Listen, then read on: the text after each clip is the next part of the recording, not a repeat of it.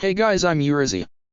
This story is all about what if Naruto was assigned to Asuma and Team 10. Mizuki never got to shoot his mouth off at Naruto the night he took the Scroll of Seals. Other than skipping a half-manic monologue from him, what exactly did this change for everyone's favorite blonde ninja? Who knows? Before we proceed with the story, please like and subscribe to this channel if you liked the video, and don't forget to check the description for the other works of the author if you liked the story. Let's start. Chapter 42, Don't Start What You Can't Finish. Naruto and Shikamaru worked their way south across the Hi-no-Kuni countryside with little problems, excluding the short episode they had in the hills with those monkeys that raided their packs and took their storage scrolls with clothes and equipment. That slowed them down by at least half a day. Stupid monkeys.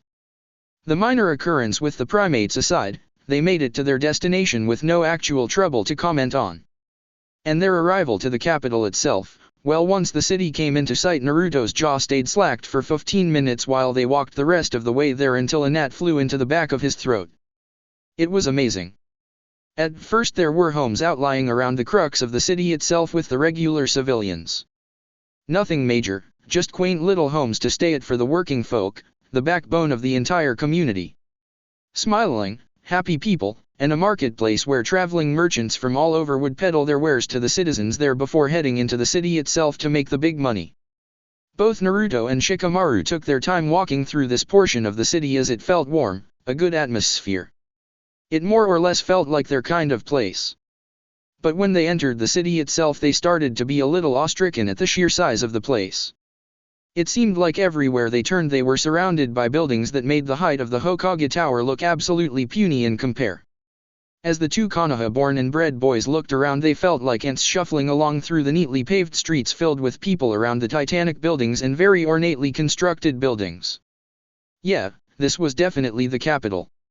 As if there would possibly be anywhere else in the country that looked like this. Eventually, after seemingly forever, the two made it to a large amount of open ground filled with trees, even though the path they walked on seemed to become more well kept, and eventually, instead of just pavement, the road was cobbled. How big is this place? Naruto asked out loud after almost a full hour of being dead silent as they got through gaping at the city, choosing to move along to their future place of employment with little words spoken between them. The city or the daimyo's palace? Shikamaru replied before smirking, because I don't know the answer to either yet, Naruto. I've never been here before, just like you. He spared a bit of a chuckle at the pout on Naruto's face at that crack. The first thing either of them had said to one another in that long, and Shikamaru had to get in the first good snide comment of the two of them. Well, the palace now actually. Naruto admitted, rubbing the back of his neck in a bit of exasperation. I mean, we left the city a while ago. Do you think we should start tree hopping again? A frown came to Naruto's face as he actually started thinking of the question he had just tried to ask. That might not have been the best course of action for heading towards the palace of the most influential man in Hi-no-Kuni. Moving through the woods would have been suspicious. It would be obvious that the daimyo would have some sort of standing force as a guard aside from the ninja guardians, and two shinobi moving through the branches would not go over very well if either of them were to hazard a guess on the matter.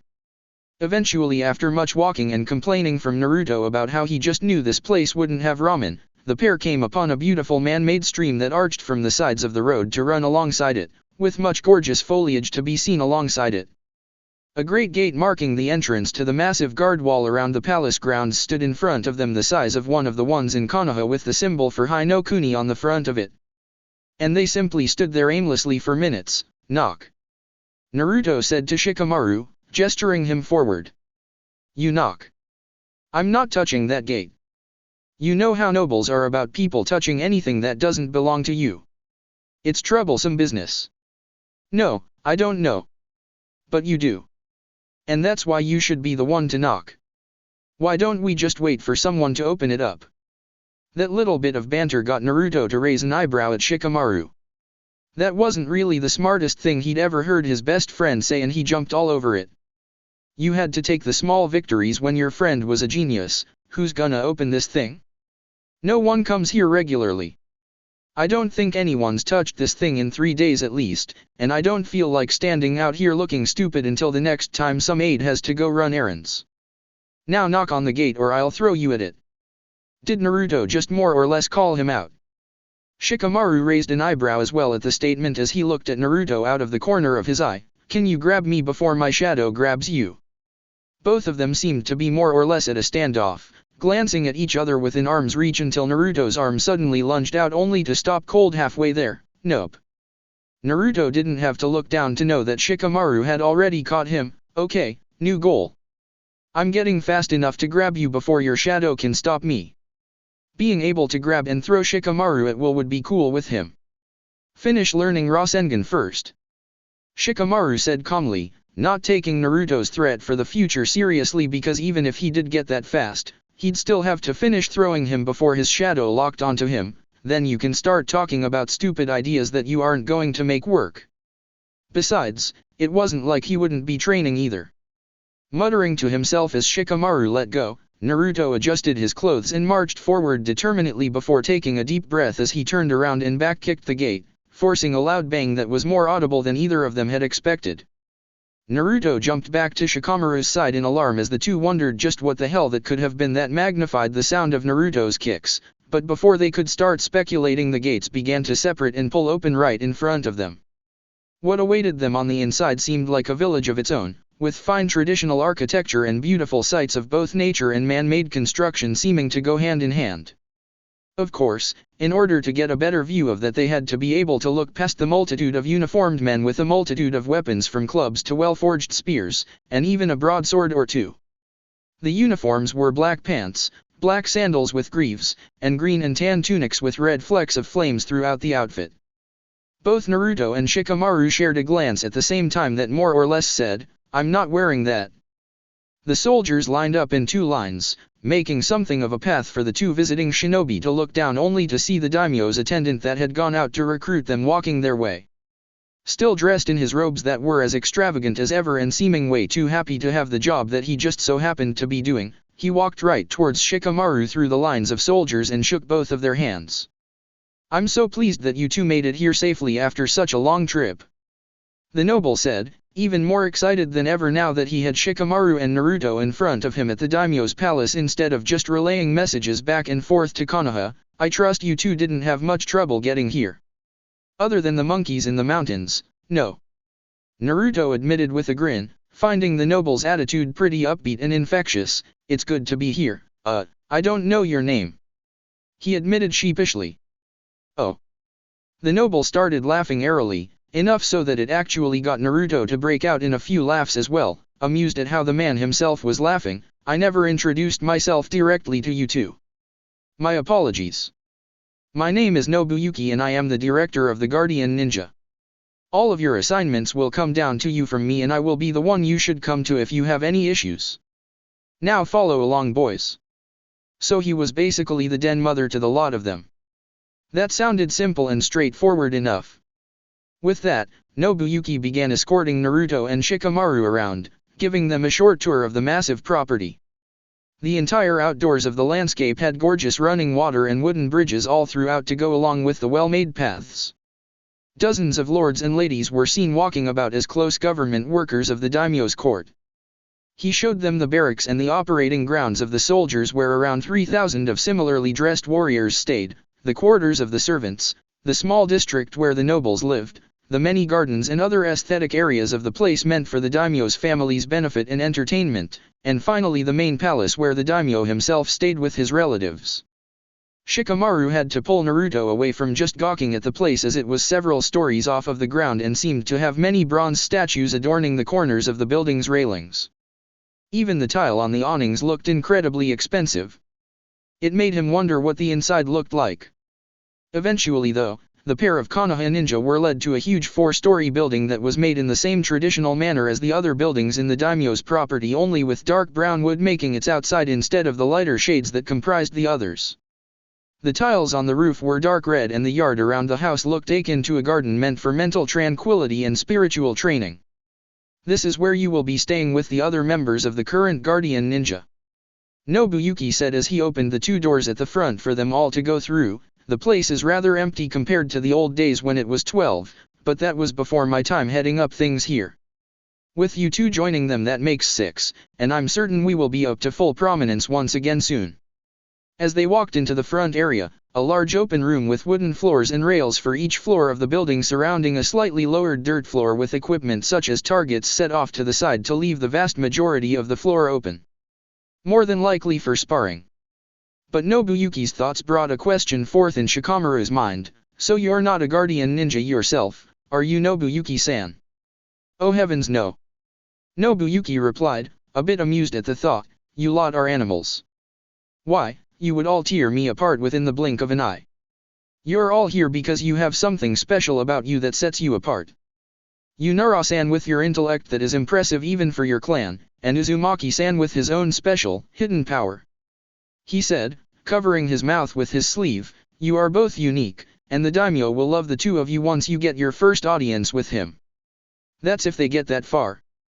Everyone looked up at the high ceiling and saw a tall, somewhat muscular young man with brown hair that had a white streak in it wearing black monk's clothing and a small pair of sunglasses over his eyes.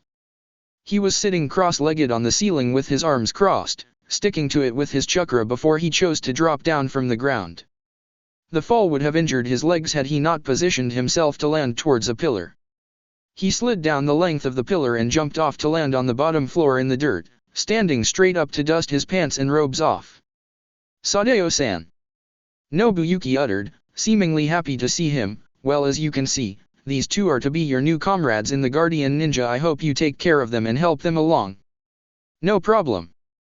Sadeo said with a ghost of a smile as he looked over the pair of Chunin that he had met not too long ago in Konoha, but of course, you know they have to pass the test first. Nobuyuki made a noise of realization before stepping back behind the two as he made his way to the wooden floor behind the training ring area. Of course. I almost forgot. Uzumaki-san, Shikamaru-san, if you do not pass this test of your combat skill you are to become regular soldiers in the daimyo's standing forces for the duration of your contract. What?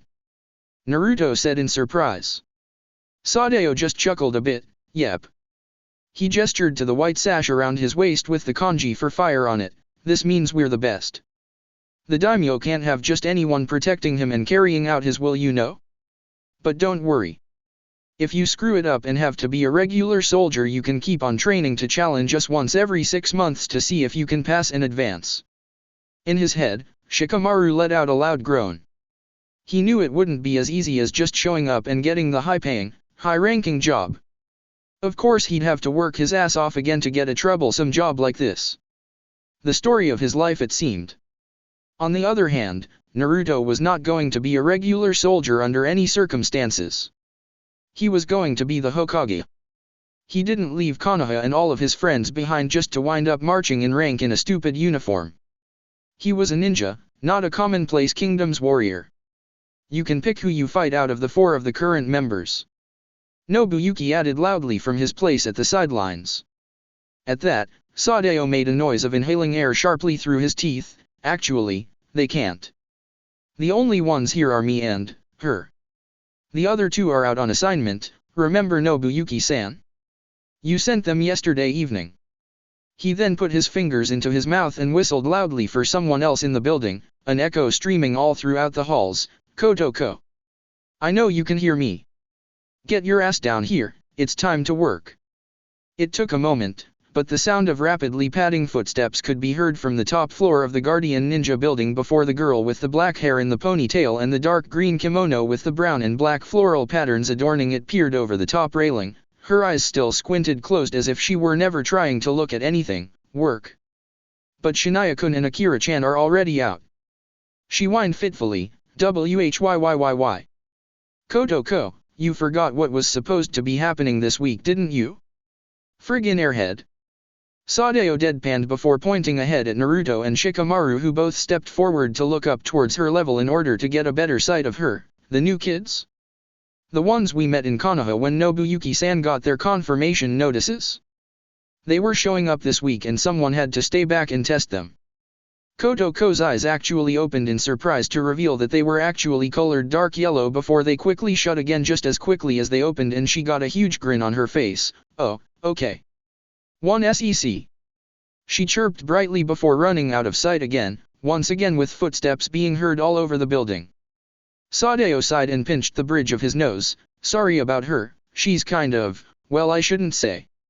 Just know that she's strong enough to be here even though she acts like that. We can't make her stop, so we learn to deal with it. The daimyo likes Suzukuro-san's attitude. Nobuyuki said cheerfully, the soldiers all like her too. She's very friendly and rather popular in the capital city as well. I'm certain you both will get along with her. At that moment she came rocketing out of one of the halls and over the railings, landing on a bit of a flourishing pose with her fingers in a V over her eyes. Ha, you two didn't die and you made it here after all. I'm so pleased to see you here. She got a thoughtful look on her face and took the shamisen from her back and began randomly strumming notes. I'm certain I can put a song together about this chance meeting between us all once more. It's not chance. Sadeo said with a twitching eye, we knew they were coming. We've known for a month that they were coming. Get it together so we can do this right. Introduction time. With that request, Kotoko put her instrument back onto her back and smoothed out her kimono and her guardian's sash before smiling brightly at Naruto and Shikamaru again, bowing to them both before speaking, of course. The current number 3 guardian ninja, Suzukuro Kotoko, age 16. Otherwise known as Sangan no Kotoko, Kotoko of the 3 strings. She held her head up from her bow, still smiling all the while at the two. Please take good care of me. Her voice positively sang with the request. The sheer radiance of the girl's smile got Naruto to gulp a bit uncomfortably. And they'd have to fight this girl to test their battle skills. Naruto wasn't really sexist, but he didn't think he could hurt a girl like this. The women he had fought in the past started to tear his head off, and from there only leveled up in scariness. Kotoko wasn't like that at all. But Shikamaru found her introduction fraught with its own dangers. This girl has an epithet? Crap. With Kotoko's introduction complete, Sadeo stepped forward next for his own, current number 1 guardian ninja, Sadeo. Just Sadeo. Age 19. You should be well prepared for this, just a bit of a forewarning. This will be a one-on-one battle until enough has been seen of your skills. Uzumaki Naruto and Nara Shikamaru, select your opponent. So it wouldn't be a team battle, it would be one-on-one. Both Naruto and Shikamaru looked at each other before shrugging and playing rock-paper-scissors, which Naruto won. Celebrating with a fist pump before he and Shikamaru dropped their backpacks for the time being, Naruto pointed right at Sadeo. I choose you. Ah. Kotoko said dejectedly, I don't get to fight with the miniature cutie. Shikakun looks kind of boring. She eventually sighed and resigned herself to her fate of fighting Shikamaru, returning to her bright personality. Okay, in that case we're up first, Shikakun. Oh joy. Shikamaru said sarcastically, stretching his shoulders out as Naruto moved back towards the wooden floor on the outside of the training ring area. Why did it have to be a woman? If he got his butt kicked, Naruto would probably never let him forget it, but then again he was probably going to have to do all kinds of grunt work as a soldier, and he'd have to follow orders and whatnot. Oh, he was certainly not going to be a regular soldier if he could help it. Nobuyuki cleared his throat and lifted his hand into the air within clear view of both combatants before shouting the indication to start fighting for both Shikamaru and Kotoko. Begin. Never one to be the aggressor, Shikamaru watched intently as Kotoko placed a few small metal claws on her fingers. There was no way that they were weapons though. They couldn't have been able to hurt anyone unless they were poisoned, but she didn't look like the type. Still, they were ninja after all. Not gonna attack. Kotoko said, still smiling all the while, you're one of those kinds of people, aren't you? Well, that's okay. Her smile then turned very vicious and her eyes opened just enough to see what color they were. I like guys like you that just stand still. It makes things so much easier. Sadeo just shook his head at hearing the gleeful tone of voice Kotoko was using. It didn't help that her sheer killing intent seemed to force the temperature of the room to feel like it had dropped 5 degrees. Oh hell. She'd better not kill him. This is just supposed to be a test. Kill him? Kotoko could and would kill Shikamaru? She didn't originally seem like the type at all. And then Naruto had to remember the fact that they were all ninja, and she had been a ninja guardian for years before this point. So yes, she had killed people. Duh. Let's see how fast you can get yourself into gear, dear. Kotoko exclaimed, pulling her shamisen from her back and holding it as if she were going to play it. Futon, Hasei no Kyuki, Wind Release, Shredding Madness. With a few plucks of the strings, Shikamaru had the instinct to duck down to the ground. It was a good thing he did too, as over his head passed a light breeze, but as it flew towards the back of the ring and made contact with one of the pillars holding the upper floors up, it left a slash marking in it at the same height where his neck would have been, the length of Kotoko's shamisen strings. Wind. Shikamaru thought to himself, realizing that the breeze that passed him by could have sliced his head clean off in one move had he not dropped to the dirt. Oh man, why does Naruto have to be so lucky in rock paper scissors? He would have the luck to get a long-range fighter to have to deal with. You can't stay there either. Kotoko sing-songed as she took aim at her reluctant target once more. Cursing to whatever god just so happened to stick him with this fight, Shikamaru heard the instrument playing again and saw the breeze passing over the ground from Kotoko, pushing dust aside as it moved towards him. With a mighty push he shoved himself up off of the ground and let this wind blade pass underneath him safely, invisible wind blades. I really need a way to slow her attacking down so I can begin using my shadow. A pout made its way to Kotoko's face as she saw Shikamaru dodge her second attack and begin moving about the field. You're really no fun, Shika-kun. You've got to try harder than this or I'm gonna kill you, okay? The bright and cheery way she said that more or less told him that she probably wasn't kidding about that at all, and that was kind of creepy. Being told by someone with such a lovely voice that they were going to kill him with a smile on their face was a new experience that he didn't really like too much. I've got to get closer and keep her from using these attacks. Shikamaru thought to himself as he drew some weaponry and threw them at Kotoko to draw her attention away from attacking him. Kotoko stopped playing and instead used the body of her instrument to block his shuriken barrage. She lowered the thick body of the shamisen only to see not just one, but two Shikamarus running at her in a pincer motion after reaching both sides of her with his deceptive short-range speed. You might be more fun than I first thought. In a flourishing whirling motion that sent her kimono spinning along with her, Kotoko took a seat on the ground Caesar style, but don't think numbers mean anything to me. Her laughter began chiming out melodically as her pace of strumming became frantic and her wind control kicked up a dust storm around her that the two Shikamaru clones stopped outside of and avoided by moving away. Both Shikamarus took up the hand seals for their signature jutsu and sent their shadows on in to find her, Kagemon no Jutsu, Shadow Possession Jutsu. Odori Otsubusu, Crush Dance. From the cloud of dust Kotoko could be seen dancing her way out with footwork that was mostly concealed by her kimono as the pair of shadows were attempting to give chase, but she was not only keeping herself ahead of the pace of the shadows, she was able to stay out of the trail that the shadows already made. Reaching one of the two Shikamarus, her shamisen was suddenly brandished and smashed directly into his stomach in the middle of one of her spins. It was clearly a debilitating attack, if she had attacked the real Shikamaru of course, because this one vanished in a puff of smoke. Kotoko stopped spinning suddenly as she slid across the ground, drawing her fingers along the strings of her shamisen again as she took aim at the last remaining Shikamaru on the field. Your jutsu needs more diversity. It doesn't work when there's nowhere to hide and ambush me from. Kyoki no Aiobayu, Dance of the Madness Hero. The small claws on her fingertips were radiating wind chakra as she began rapidly dragging them across the strings wildly. Duck. Seda suggested in a dry tone of voice, and both Naruto and Nobuyuki took his word for it as he also hit the deck the moment he realized which attack Kotoko was set on using. I knew she'd go overboard. He said as all three of them stayed behind the cover of the pillars that the wooden railings ran through to mark the border of the ring.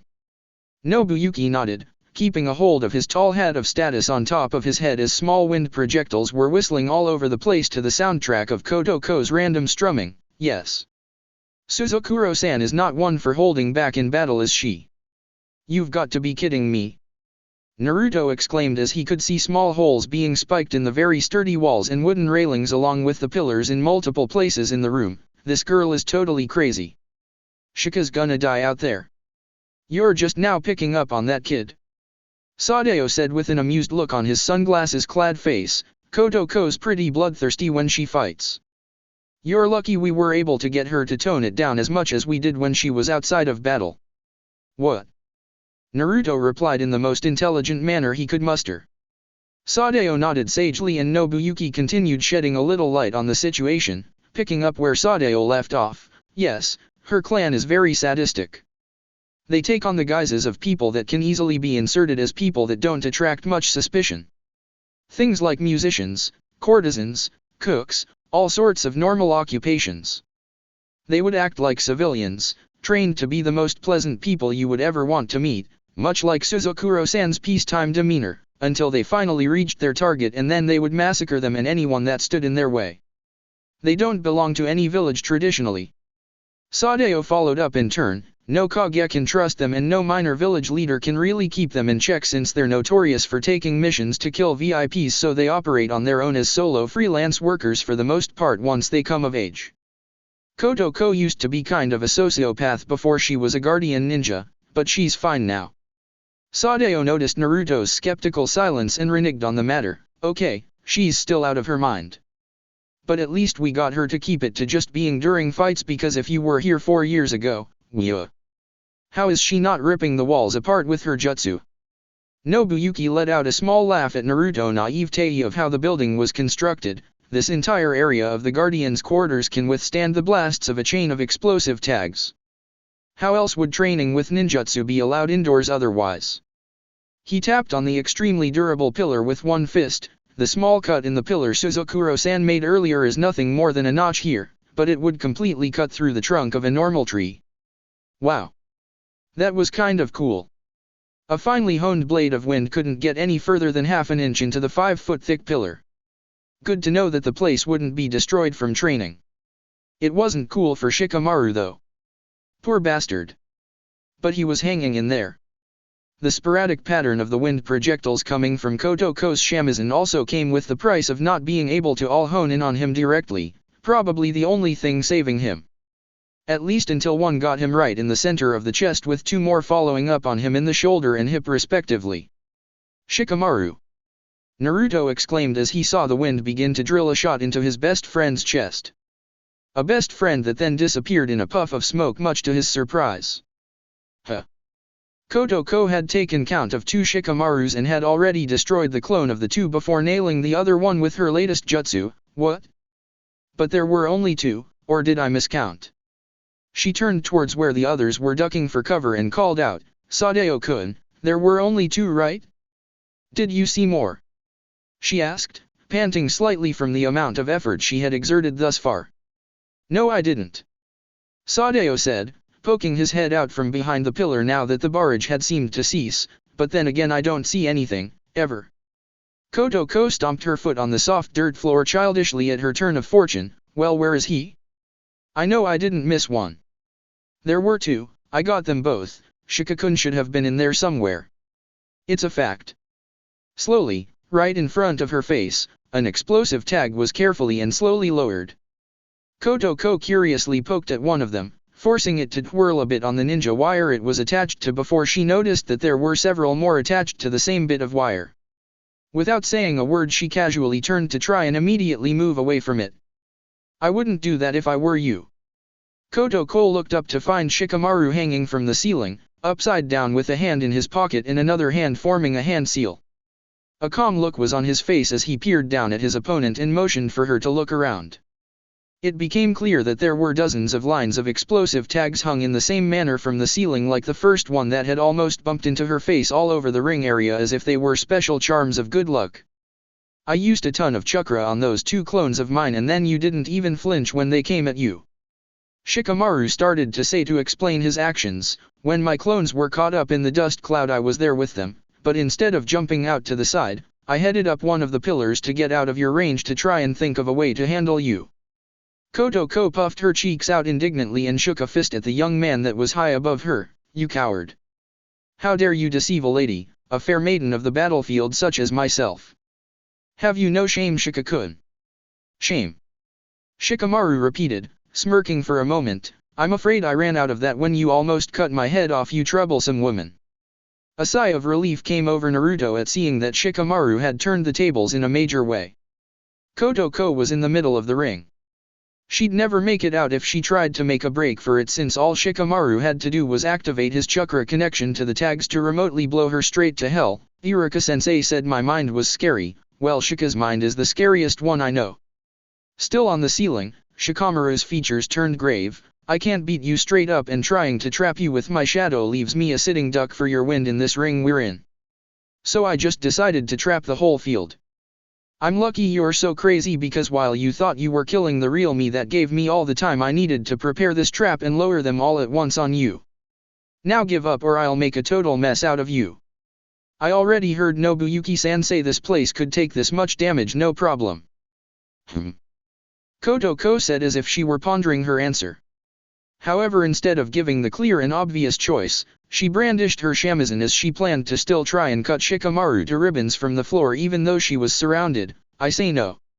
I like playing with Yushika-kun, you're so hard to get. So let's play another little game called, Who Can Kill Who First? I still have one jutsu that you can't dodge from up there and I'll bet I can get it off before you take me out. The two just stared at each other, with Shikamaru narrowing his eyes at the insane girl below him. Was she really testing him like this? Did she really think he wouldn't kill her? That's enough. Sadeo said, taking the air right out of the tense atmosphere. I've seen more than I need to see from Shikamaru. You can come down now, kid, and Kotoko, you're done. Don't try to kill him when he gets down here. Shikamaru held his position for a moment before letting out a huge sigh and wiping his brow. He cut all of the strands of explosive tags down as he started walking his way down. Oh, thank Kami. He muttered to himself, most of those were fakes. Nobody carries that many explosive tags at once. At least his con wasn't really called. I can't believe she saw through the bluff. Bluff. Kotoko repeated, tilting her head in a scatterbrained fashion as she continued to do nothing but smile with her eyes squinted closed. Ara, you were bluffing? Ah, that's no fun. I thought you were serious. She said lightheartedly, I kinda wanted to see what it was like to die. It's such a big mystery to me. She giggled before skipping past the explosive tags to take a spot next to Naruto, who took a large step away from her. This was the most dangerous kunoichi he had ever seen fight in his entire life. Not because she was powerful, even though it was clear that she was, but because she was certifiably out of her mind. And not even in the good way, not even to say that she had a quirk. She was flat out insane. There wasn't anything quirky about it. And final test permitting, he would wind up working with this girl. He would be sleeping with his trusty machete under his pillow and his bed and body facing his door for the foreseeable future. You're next, Naruto. Naruto's attention was returned to the current activities when Sadeo called out to him from the now cleared sparring ring. His arms were once again crossed over his chest as he stood tall and imposing, seemingly dwarfing Naruto by a foot at his current height. Get on out here and let's see what you've got. Not needing to be told twice, Naruto hopped over the railing and stood across from Sadeo in his fighting stance, prepared to throw down with his fellow, hopefully soon-to-be, guardian ninja. You're messing with the future Hokage of Konohagakure no Sato here. He bragged with a grin as he adjusted his goggles on his forehead. Just tell me when to go. Begin. Nobuyuki cried out, marking the start of the fight.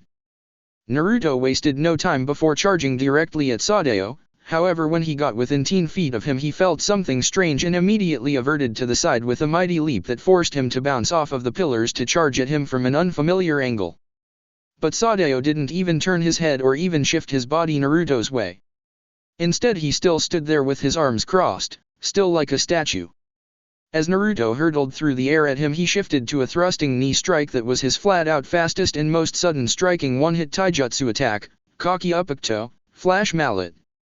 Even if Sadeo could somehow block the attack, Naruto had been training chaining attacks extensively, and it would only be the start of his ever-improving taijutsu barrage. But Sadeo didn't block the speedy attack being aimed at his head. Instead, he slid skillfully out of its path and let Naruto fly clean past him.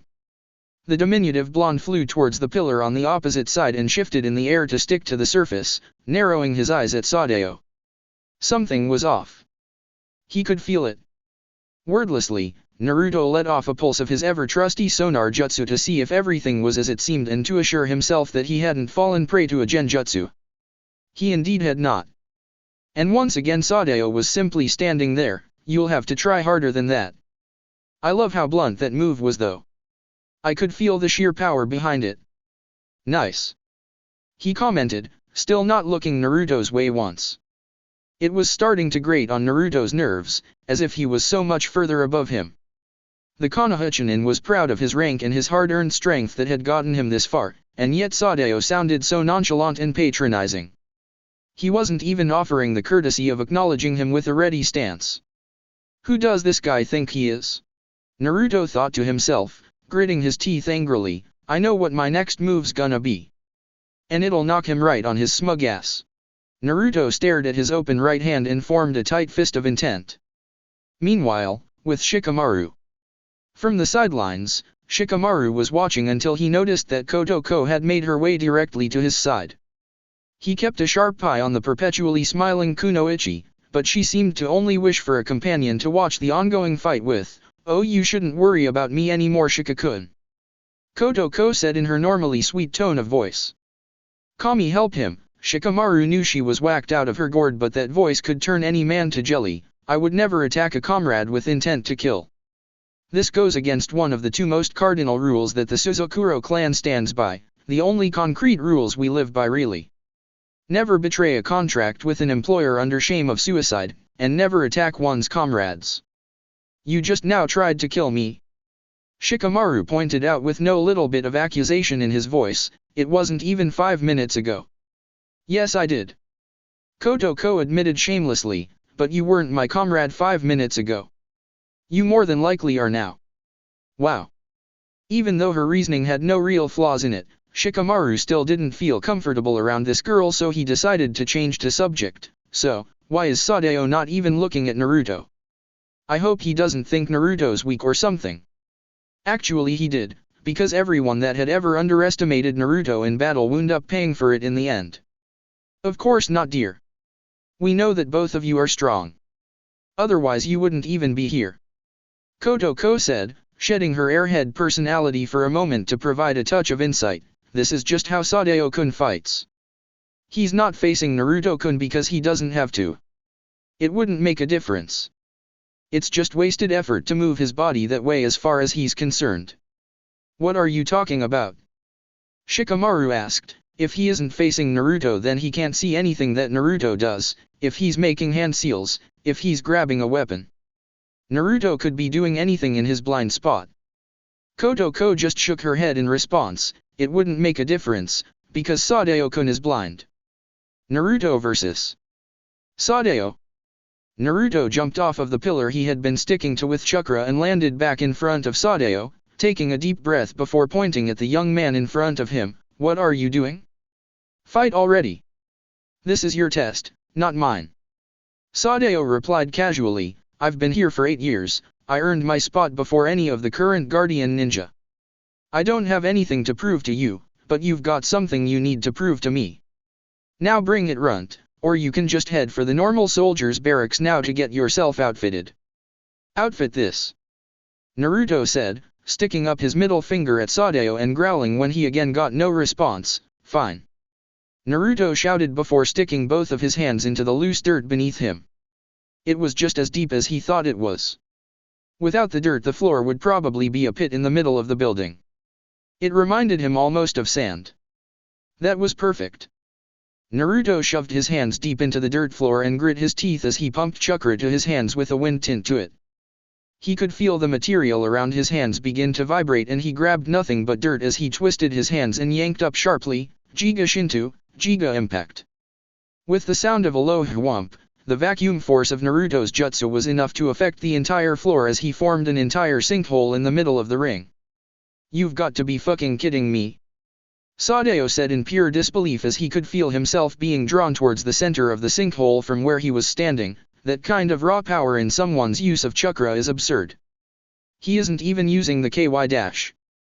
Before he could finish, Sadeo leaned his head out of the way of a trio of shuriken that had been thrown at his head by Naruto, who had started standing. If Sadeo had vision, he would have been able to make out the clear as day sight of a full-on smirk on Naruto's lips.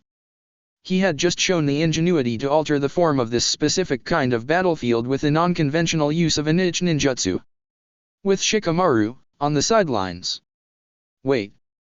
Shikamaru said with a raised eyebrow, trying to ignore the fact that Naruto had just effectively destroyed the floor of the room for a test. If Sadeo can't see, how did he dodge Naruto's attack like he could? There's no way his hearing could make out the sound of the metal over the sound of the sinkhole and his own yelling. Kotoko made a thoughtful humming noise before deciding that it was alright to say it out loud to Shikamaru. Well, it's all because of Sadao-kun's special jutsu. Kamudama, Sphere of Enlightenment. She pointed at Sadao and used her fingers to frame him up in a circle. His self-taught ability to use his chakra to sense his surroundings is incredible. He always projects his chakra from his body and can feel anything that enters the sphere it creates. Depending on how much chakra he chooses to expel at one time, he can feel things within 15 feet of his body, or as far as 100 yards in all directions until something gets in its path. That was kind of unbelievable in Shikamaru's opinion. Naruto could do it in singular bursts, but it took so much chakra to feel out farther and farther. Naruto used it every so often in the field unless it was necessary. That's got to take so much chakra. How does he have any left to fight with at the same time? Sadao wasn't Naruto, he didn't have the Kyuubi, so there was no way he could match Naruto's sheer chakra output. It does take a lot of chakra. But Sadao-kun has always been blind. He's been using this jutsu since he was 5 years old. Kotoko informed Shikamaru, shining some light on the longest tenured guardian ninja's background. Shikamaru started looking at Sadao in a bit of an inspirational light. Still, Kotoko continued, he abuses it and had a lot of chakra exhaustion as a kid because he loved being able to feel the things around him, almost as if he could really see. He can't make out specific things like facial features or words that aren't carved into things, but other than that he's aware of everything around him. Even things through walls if he forced enough chakra out to a wall he was close to. In Shikamaru's opinion, actually Kotoko sounded a bit remorseful at this. It sounds like a constant version of what Naruto can do, more like radar in all directions instead of Naruto's, which would be like sonar in all directions. Noticing the look of understanding that began to surface on Shikamaru's face, she kept talking, brightening up all the while. All of the chakra he constantly expels, it started beefing up his own natural supply. A person's reserves of chakra happens to be like a muscle, you know, the harder and more often you work it over time you'll build up more. He's got the most chakra out of anyone in our little group, and his control over it is just below that of a medic nin. People say it's unnatural to have both to that extent. If this guy can feel in every direction for 100 yards max, then just using enough chakra to feel around in this room for Naruto is nothing to him. Shikamaru thought to himself, even constantly using chakra like he is, he's got to have more than enough chakra to fight with. So these people with their own unique fighting abilities and traits were the Ninja Guardians? And they had only met 2 of them. Shikamaru could only wonder what the other 2 were like. Naruto vs. Sadao. The 2 combatants faced off while using their chakra to stay attached to the pillars of the sparring ring area. In his mind, Sadao had already made his decision on Naruto's membership in the Ninja Guardians. He was certain that Kotoko had as well. Even Nobuyuki, with his complete lack of knowledge of the ninja arts and the lifestyle of the warrior, had to know that they had 2 very special recruits in Naruto and Shikamaru. Still, he didn't want to stop just yet. With his long-standing, well-trained sensing ability from this range, he could feel the chakra burning in the pit of Naruto's gut like a raging inferno, and it was exciting. It was like a flame trying to draw a moth to it. The moth had to know that the fire was dangerous, but its light was so enticing it simply couldn't stop. It had to play around it despite the danger. And he wanted to see what this kid 5 years his junior had to offer for himself. Let's see how he deals with an attack in a situation like this. Sadao thought to himself. Both of them were sticking to the pillars instead of standing on the ground due to the sinkhole spinning and sucking sand around and down below them on the floor. This made attacking and dodging all the more perilous now. Sadao began darting from pillar to pillar to try and reach Naruto's, while his opponent did the same brazenly, with the 2 meeting in a clash of kicks on one pillar, with Naruto having the high ground and Sadao having the low. The 2 began to battle it out hand to hand, standing vertically on their support column as if it were flat ground. Each punch that Naruto threw, when they would hit Sadao's arms past the sleeves of his monk's robes, would begin to stick to his arm, only for him to twist the grip around and hold on to Naruto's wrists. Had he himself not been so well versed in how to escape being grabbed by way of training his own style, he would have been in trouble. Still, Sadao's style was strange. He barely moved from where he was standing more often than not, only taking strong steps forward up the pillar to accentuate the fact that Naruto did not hold a strength advantage in this situation. But it wasn't like Naruto could even get around him because they were standing vertically on a pillar. It was either fight on the ground with the sinkhole or keep fighting on the pillar that didn't have any space to maneuver around. And Naruto decided to tackle this problem the way he did most things when left to his own devices. He took it head on. Just not in the conventional way. Backing off from the melee, Naruto turned tail and headed directly up the pillar to the upper floors of the building, and much as he had expected and had been counting on, Sadeo did not follow him up, instead choosing to remain in his same position. Once he felt he was high enough, Naruto jumped forward, upward for those not paying attention, and then started falling back down directly towards his enemy. Sadeo didn't know what Naruto was doing at first until he started descending from the air. Holy crap, he was just trying to gain momentum to go right through me. He crossed his arms in front of his head and chest as Naruto dove towards him, leading with his knee much like his initial attack. He wasn't fast enough to dodge and Naruto smashed directly into him, Kaki Upakto, Flash Mallet. The attack sent them both slamming into the soft ground and down into the sinkhole that swallowed them up. Apparently this seemed to satisfy the constantly shifting dirt that seemed to stop once it had taken them both. Damn. Shikamaru witnessed this and was prepared to run out there to try and dig Naruto out, but Kotoko held his shoulder and shook her head, letting him know that it was alright. It took a moment, but the dirt began to move and Sadeo clawed his way out, taking a big breath of air as he got up and shook the dirt out of his robes. Kami. Who fights like that? For Naruto it took a bit longer, but a head of spiky blonde hair popped out and dragged himself out of the ground before reaching back down and pulling out another Naruto, who pulled out another, and another, and another until the original reached the surface again, allowing the others to dispel now that their job was complete. Still in combat mode, Naruto stood up and wiped the dirt from his face as he prepared to charge again. Stop. Sadeo said, holding a hand up towards Naruto, that's enough. I've seen all I need to see. He then chuckled at his own little inside joke about seeing. Naruto did not, because he was unaware of Sadeo's blindness. Instead, Naruto's jaw dropped in disbelief. You want to stop now? Come on. I was starting to win that fight. You just don't want to get your ass kicked by a 13-year-old kid. A snorting laugh came from Sadeo as he emptied dirt from one of the sleeves of his monk's clothing and shook the dirt out of his brown, white-streaked hair. You can't kick my ass even if we keep going. Just take this for what it was. It's over. He said, waving him off before taking the same stoic emotion he had before the fight had ever started. Still, Naruto wasn't having any of that. He was still ready to go. If you want me to stop, you'd better give me a reason. Naruto said, and almost on cue it became clear as to why Naruto was unwilling to stop fighting at that moment. Not only had he made clones to dig himself out of the dirt, he had scattered clones that had dug through the soft material to get within striking range of Sadeo, and they all sprang from the ground like creatures of the earth directly at him, because right now I say I just caught you in checkmate. This isn't even a warning for check. I felt them the entire time.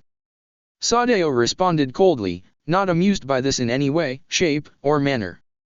His fingers quickly formed the dragon and tiger hand seals before he exhaled sharply. Katon, Hiki Mudama, fire release, enlightened sphere of flames. From directly around Sadeo's body, a sphere of fire erupted, causing Naruto's clones to stop their attack before they wound up getting scorched and destroyed. So it was a defensive jutsu meant to keep people from touching him directly, was it? No, it wasn't. Sadeo noticed that nothing was hitting his field of fire and realized that the clones smartly stopped short and were preparing to pelt him with weaponry instead of charging him. That was smart. But they were too close. Instead of the steady breathing he was doing, he exhaled and shouted, and a sudden shockwave of heat and fire blasted out in all directions around him. Every clone was caught in the blast and dispelled. Naruto had a clear view of what was happening and coming for him, and he quickly escaped the ring and dove behind a pillar to avoid being burned similarly. Even Kotoko, Shikamaru, and Nobuyuki had covered themselves with a pillar, though Shikamaru had hidden himself behind the same pillar as Kotoko and found himself in a very compromising situation, with his face right in her breasts. She seemed to be extremely amused by it though. Fufu, my Shika-kun, how forward of you. I knew you were more fun than you looked at first. Of course she was also insane, so this could have just been a preamble to her decapitating him for all he knew, no matter how charming she sounded. Shikamaru had never jumped away from anyone so quickly in his entire life, red-faced and all. Shut up, you troublesome woman. Troublesome or not, for 7 seconds it was a good time to be Nara Shikamaru, and he knew this. Instead of focusing on the stubborn thoughts of the situation that he would from then onwards dub Marshmallow Heaven, for his own budding libido's safety, he preoccupied himself with noticing that the wood that comprised the pillars, rails, and floors were not on fire and burning them all alive at the moment. It was that fire retardant as well? That must have been some expensive wood. It was superheated from the flames and the scorching heat that had just flown from Sadeo though. Speaking of Sadeo, he simply had a scowl on his face that had him glaring at Naruto, who was peeking out from behind the pillar he had taken refuge behind. I said stop. We're done. There might not be any leaders amongst us all, and seniority doesn't mean anything, but when something is over it's over. And don't think just because you've got a biju stuck in you that I won't rip your spine out through your asshole. A Jinchuriki is still a human. Naruto just nodded dumbly and came out from behind the pillar. Sadeo had that jutsu the entire time and didn't use it until right then? That was rather disheartening to think about.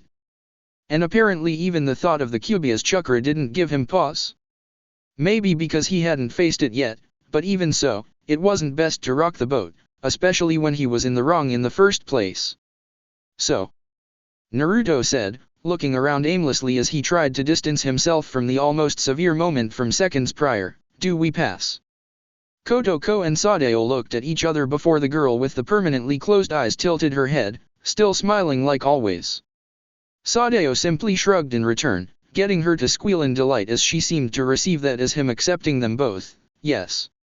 More comrades. The guardian ninja are up to 6. She grabbed Nobuyuki and tried dancing with the man. Go ahead and order 2 more sashes to be made, Nobuyuki-san.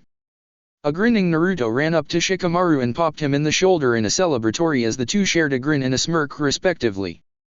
Before they could really let the achievement sink in, Sadeo walked up to the pair of them and stood over them with a stern look on his face as he cut his hand with a kunai and let it bleed for them to see. Do you two swear by the blood in your bodies and on pain of death to protect the daimyo of Hinokuni and his interests with all of your strength for the duration of your time here, without refusal no matter the mission issued to you? Naruto drew his machete and cut the palm of his hand shallowly to draw blood and let it run onto the ground. Shikamaru drew a kunai and did the same, both giving him a stiff nod. The blind ninja seemed to stare them both down despite his lack of vision before nodding in satisfaction and turning to leave. Good. Now clean that up and I'll show you where you're staying. Welcome to the Guardian Ninja Nara Shikamaru, Guardian number 5, and Uzumaki Naruto, Guardian No. 6. He turned and began walking away from the two to get them to follow once Naruto made a clone to clean the blood off of the floor. You two should get yourselves settled in quickly so you can rest. Nobuyuki advised from the front door as the daimyo's attendant prepared to leave to return to his own quarters inside of the main palace. As members of the Ninja Guardians you will start regulated training with them to determine the state of your conditioning. I will see you all within a few days' time to inform you of your audience with the daimyo. The door closed to the large building and Naruto and Shikamaru followed to be shown around the premises that would be their new home for the next 3 years. Later that evening, Guardian Ninja Building, Naruto's quarters. It took an hour to be shown everything in the place such as the kitchen and dining area, the recreation room, the other staying places of the other guardians, and the armory. The floor layout was first floor, armory and training area where the fights had taken place earlier, second floor, kitchen, dining room, massive pantry, that was stocked with instant ramen much to Naruto's delight and Shikamaru's chagrin. Third and fourth floors were the living areas of the guardians. There were 12 separate living areas, one for each guardian, that was roughly the size of Naruto's one-bedroom apartment. From getting a look at Shikamaru's room that was selected first, it was broken down into a living room, a bathroom, and a bedroom. He wished he had more decorative stuff to put around the place, but that would come in time, Naruto surmised as he opened the door to his particular residence that he was assigned and entered, shutting the door behind him before he turned around and almost had a heart attack at what he found waiting on him. Quiet down, brat. You're making a racket. Perhaps the term who would have been more appropriate on what was waiting on him. Or maybe 3 different uses of the word who. Oink. Make that 4. Since Jiraiya and Tsunade sat around in two of the chairs in Naruto's new living room drinking while Shizune puttered around the home with Taunton following along trying to make sure things were straightened up since the guardian ninja didn't get servants to keep things spotless for them and dust had settled over a right many things. What the hell are all of you doing here? Naruto demanded to know, pointing a shaky finger of accusation at the adults in the room as Shizune stopped once Naruto had done his initial yell of surprise. Tsunade-bachan, I thought you were in Konoha. What's going on? How'd you get in here?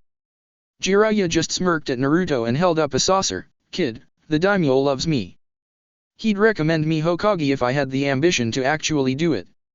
All I had to do was tell him that I wanted to wait here for you since everyone knew you and your friend were coming and they let me into the room they were going to assign you when word spread that you were here. It took forever, by the way. What took so long? The monkeys in the mountains are bastards. Naruto said cautiously as he carefully treaded into the room and set his filled pack to the ground. He'd unpack later. What is Tsunade-bachan doing here? The aforementioned Tsunade let off a rather unladylike snort and downed the alcohol in her saucer, a sake-induced blush on her face. She must have been at it drinking in there for quite a while. I told you that I was only staying in Konoha until I got my money from Sarutobi-sensei. When he paid me and when I found out that Jiraiya would be heading up here to make sure you settled in properly, I decided I'd leave with him. Jiraiya chuckled as he refilled his saucer and Naruto took a seat on the floor on front of them since all of the chairs were taken. Yep. Tsunade Hime cared so much she had to see her little blonde bundle off for his first day, just like a mother at school. He let out a few laughs until he heard Tsunade cracking her knuckles, getting him to stop instantly. I'll be good. It was just on the way. Tsunade asserted gruffly, now that we can see the brat's here and he's fine, Shizune, Taunton, and I are going to be on our way at first notice. But she'll be right back here at first summons because Tsunade Hime agreed to be the lead physician of the Fire Daimyo's court.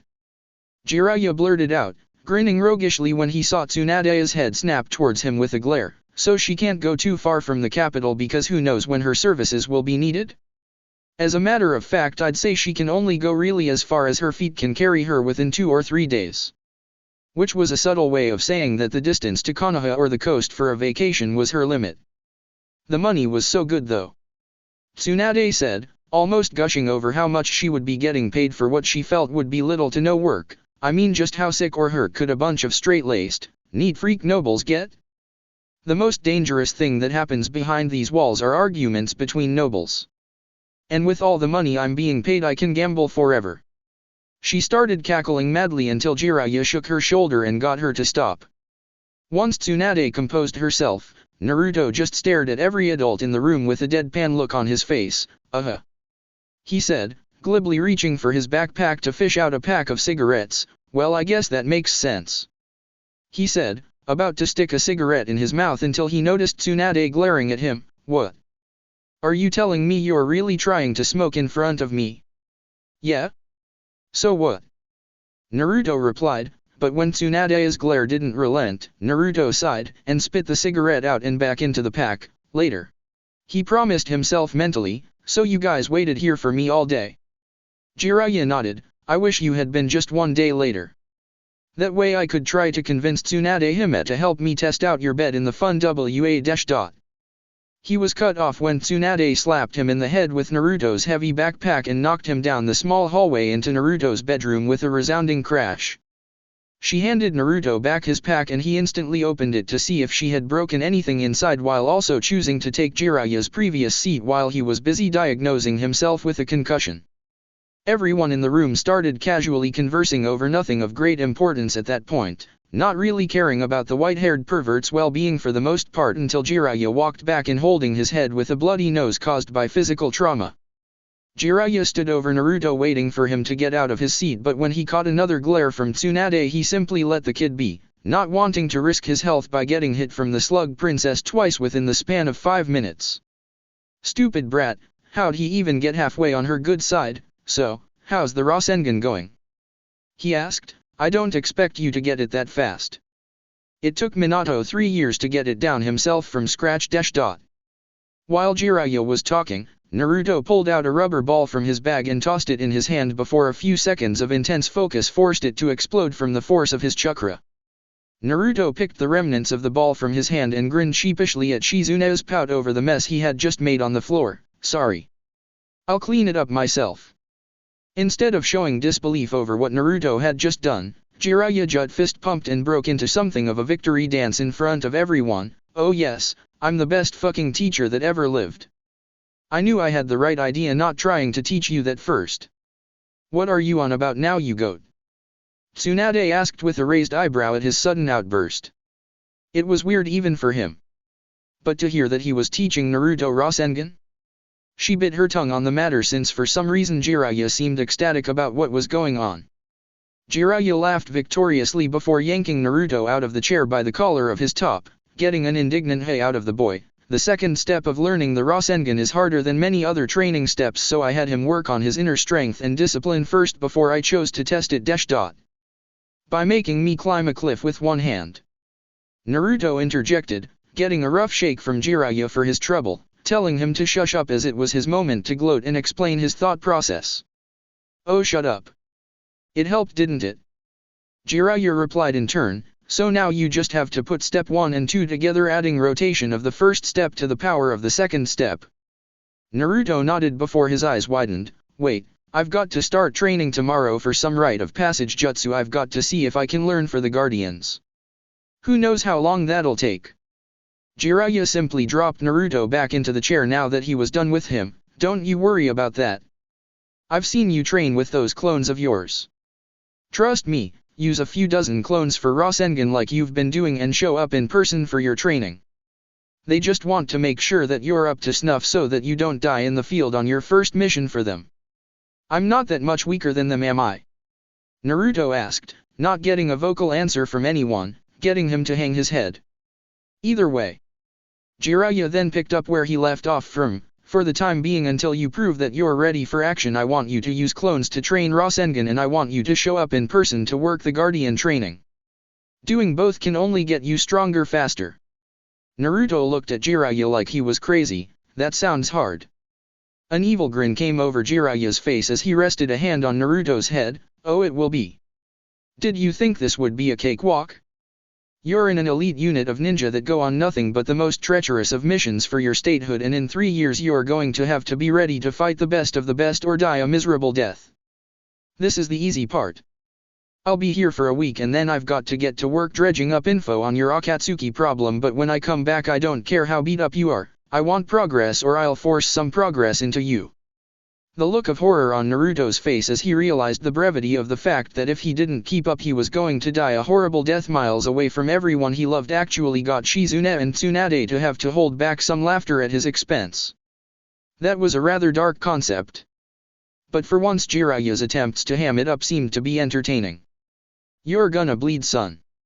Still palming Naruto's head like a ball, Jiraiya lifted him off of the ground to hold his ear closer to him where he could hiss menacingly. You've gotta love the pain, you've gotta love it.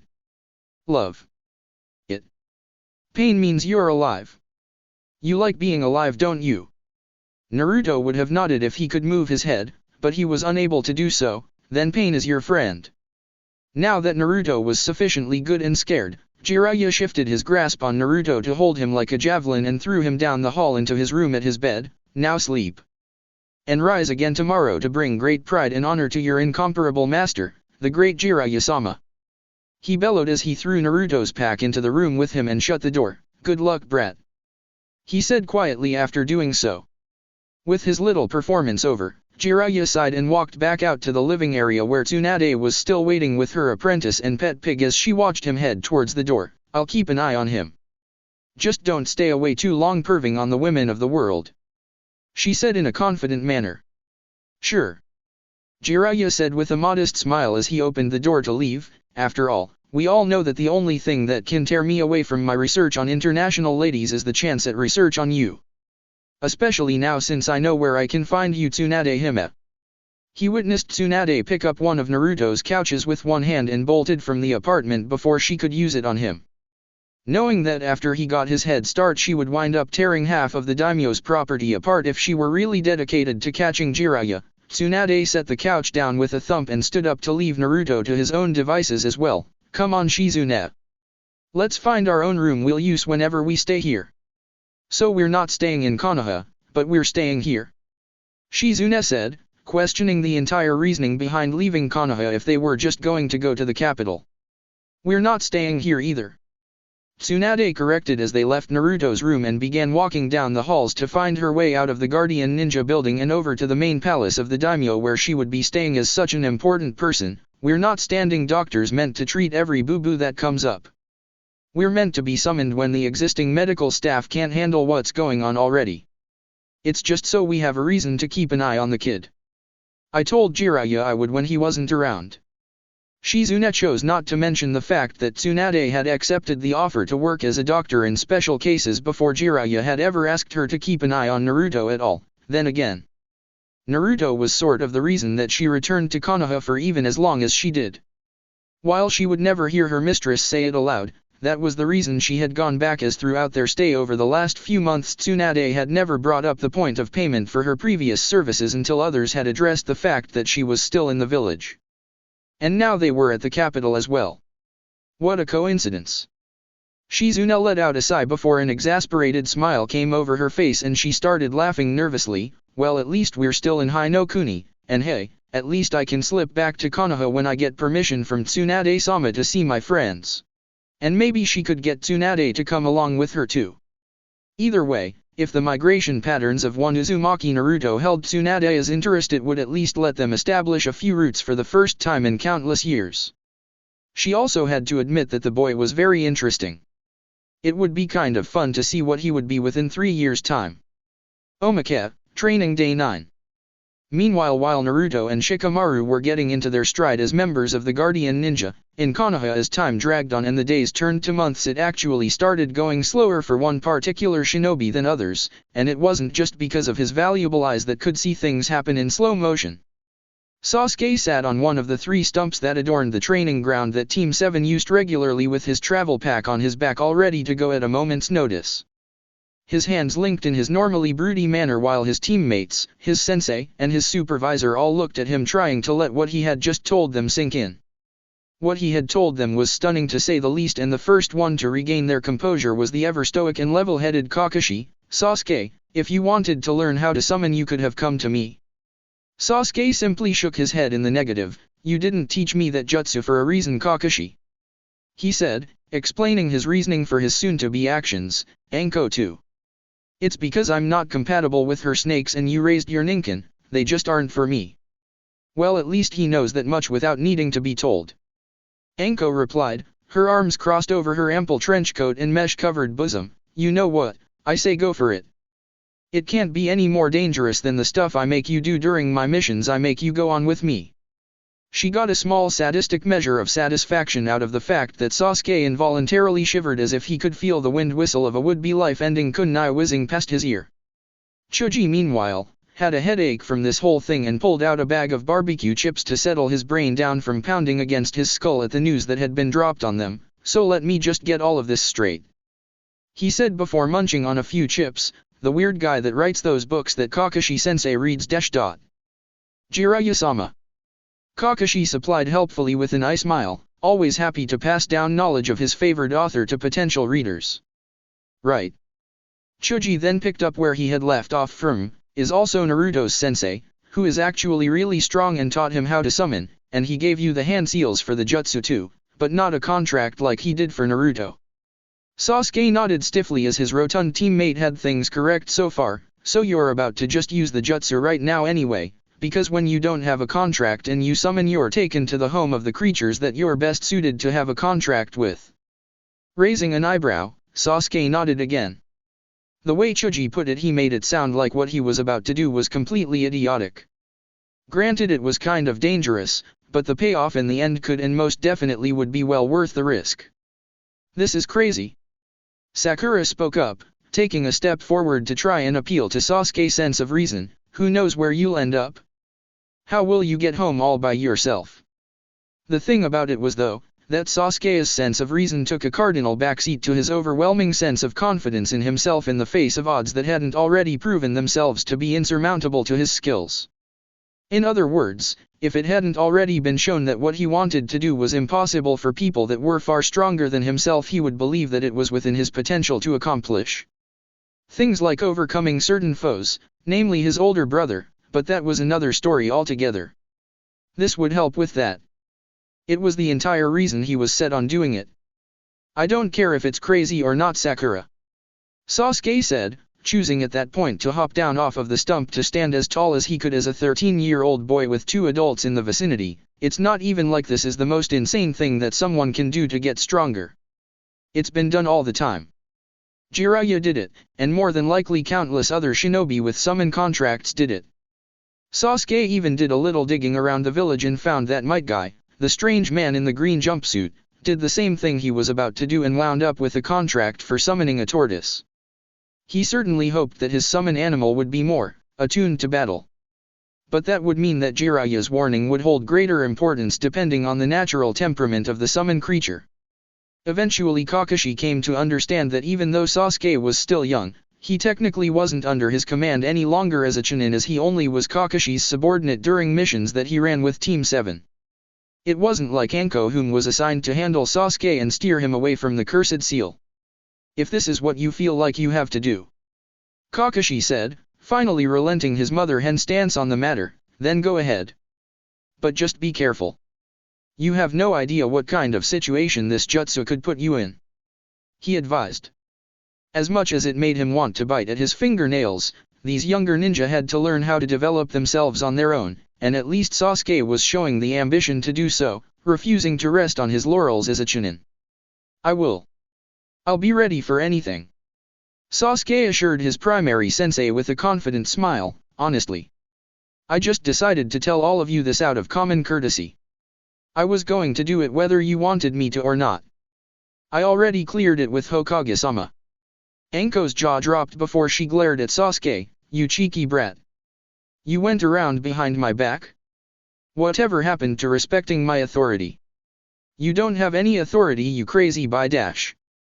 Sasuke almost finished blurting out the ill-advised curse but held back in favor for turning to Chuji and Sakura. You two had better keep training. I don't want to have to carry you two as the only Chunin out of the 3 of us for much longer. That was his subtle way of saying that he hoped if his summoning attempt took him a few months to return from, they would be strong enough to pass the Chunin exams the next time around without him trying to push them. Chuji grinned widely and extended his hand to his Uchiha teammate. I guess I can do that. Good luck, Sasuke.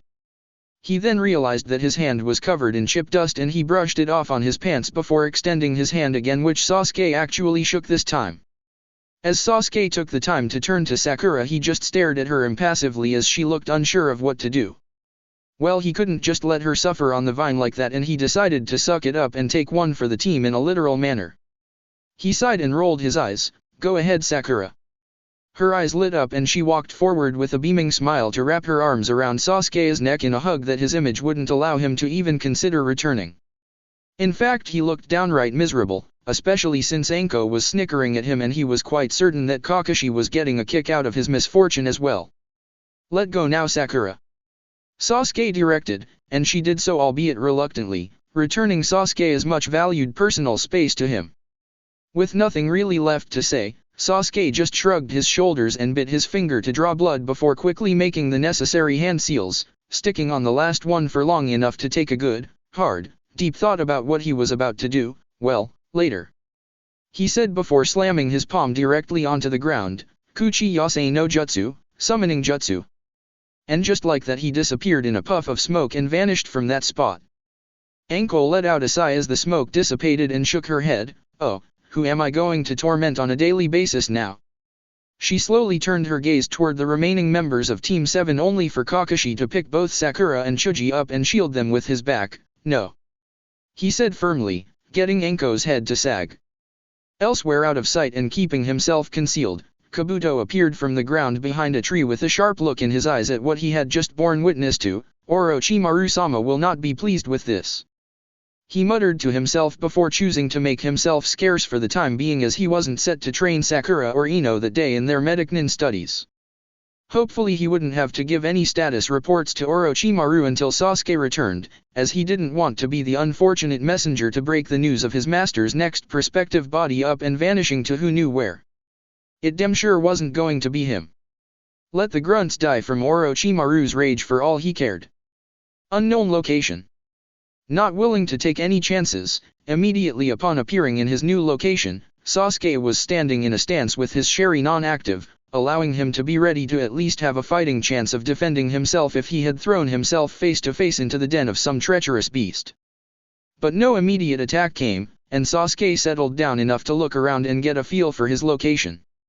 He seemed to be in some kind of mountainous valley, right on some ledge that overlooked a deep river below that did not look friendly for humans in the least. As a matter of fact, nothing about this place looked friendly to humans in the least. So where were the creatures that were supposed to be here?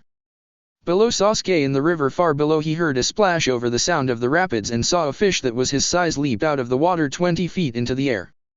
His eye twitched at first as if his summoning creature attuned to him happened to be freshwater fish. No matter how big, he would be pissed off beyond all belief. But at that exact second a mammoth shadow, many times larger than Sasuke himself, passed by him at an absurd speed, diving down toward the water. With his Sharingan active, Sasuke stood witness to the largest bird of prey he had ever seen swooping down to snatch the human adult-sized fish right out of the air, skidding across the water before flying back up into the sky towards one of the many high peaks in the area. Hawks. Hawks that were at least 4 times his size. There was some good news though. They were perfect match for him, with eyes just as sharp as his, speed that was absolutely murderous, and they could fly. That was the clincher right there.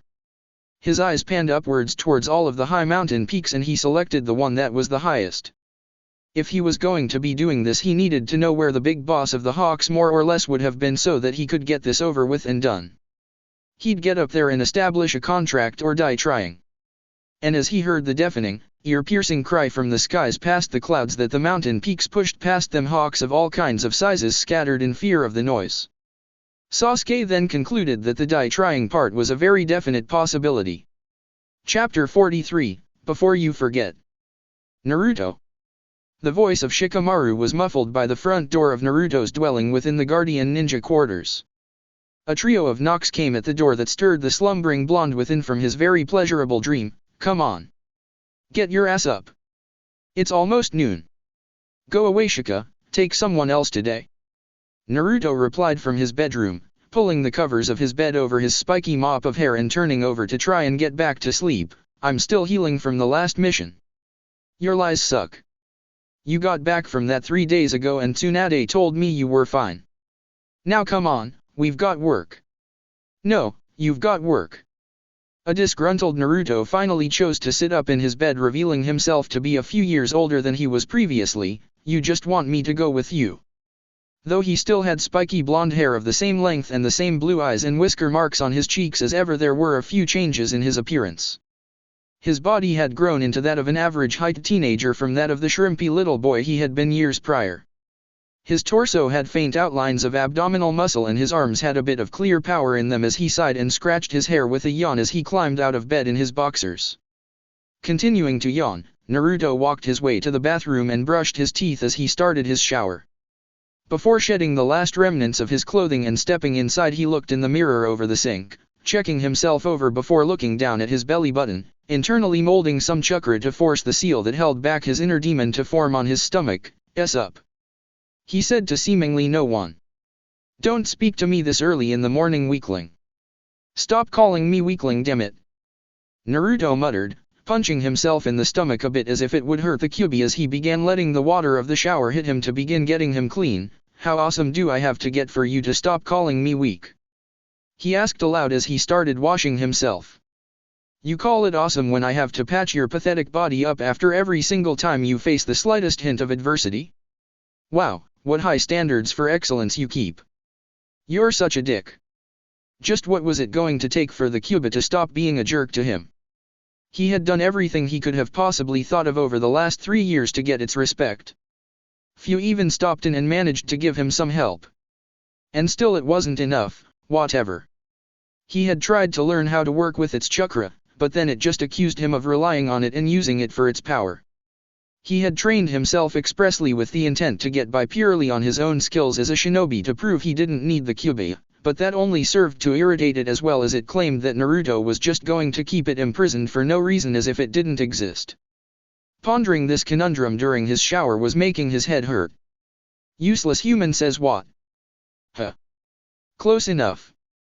The dark chuckle of amusement from within him let Naruto know that he had just been had. Ugh, it's too early for this crap, he said to himself, turning the shower off before he heard another knock at his door. Are you still out there? He asked loudly as he grabbed a towel and dried himself off. He could just feel Shikamaru's smirk from behind the front door. Do you really think standing still for a few minutes bothers me? Now get dressed and let's go on the stupid mission already. No. Take Sora. He needs more missions under his belt. Naruto replied as he went back into his room and started going through his dresser to get his clothes for the day. When he heard no response from Shikamaru when it came to his request to take one of their other teammates, he rolled his eyes. But you're not going to do that because it's just another Neo escort mission, isn't it? Yep. And she requested us both specifically this time. She'll know if we send clones again. Outside in the fourth floor corridor, Shikamaru stood, his hair still in his pineapple-looking ponytail.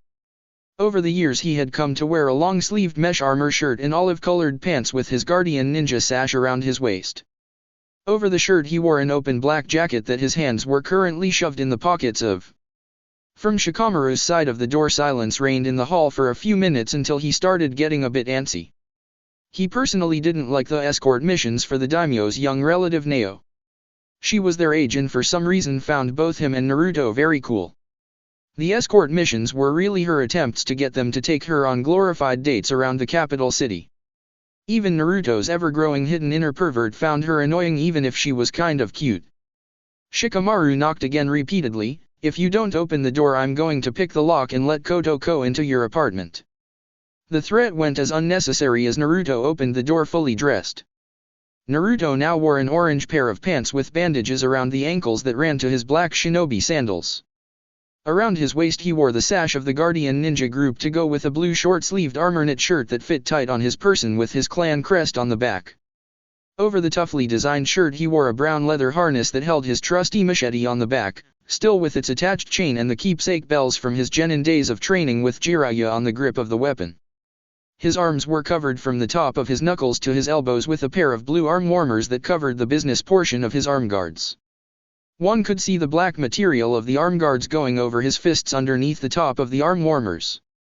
Let's go and get this over with, Naruto said in a defeated voice, resigning himself to having Neo try to touch and feel all over whatever part of his body she could grab, not limited to his arms in the least. He wished she would at least pick just one of them to crush on and spare the other one, but she seemed to like them both.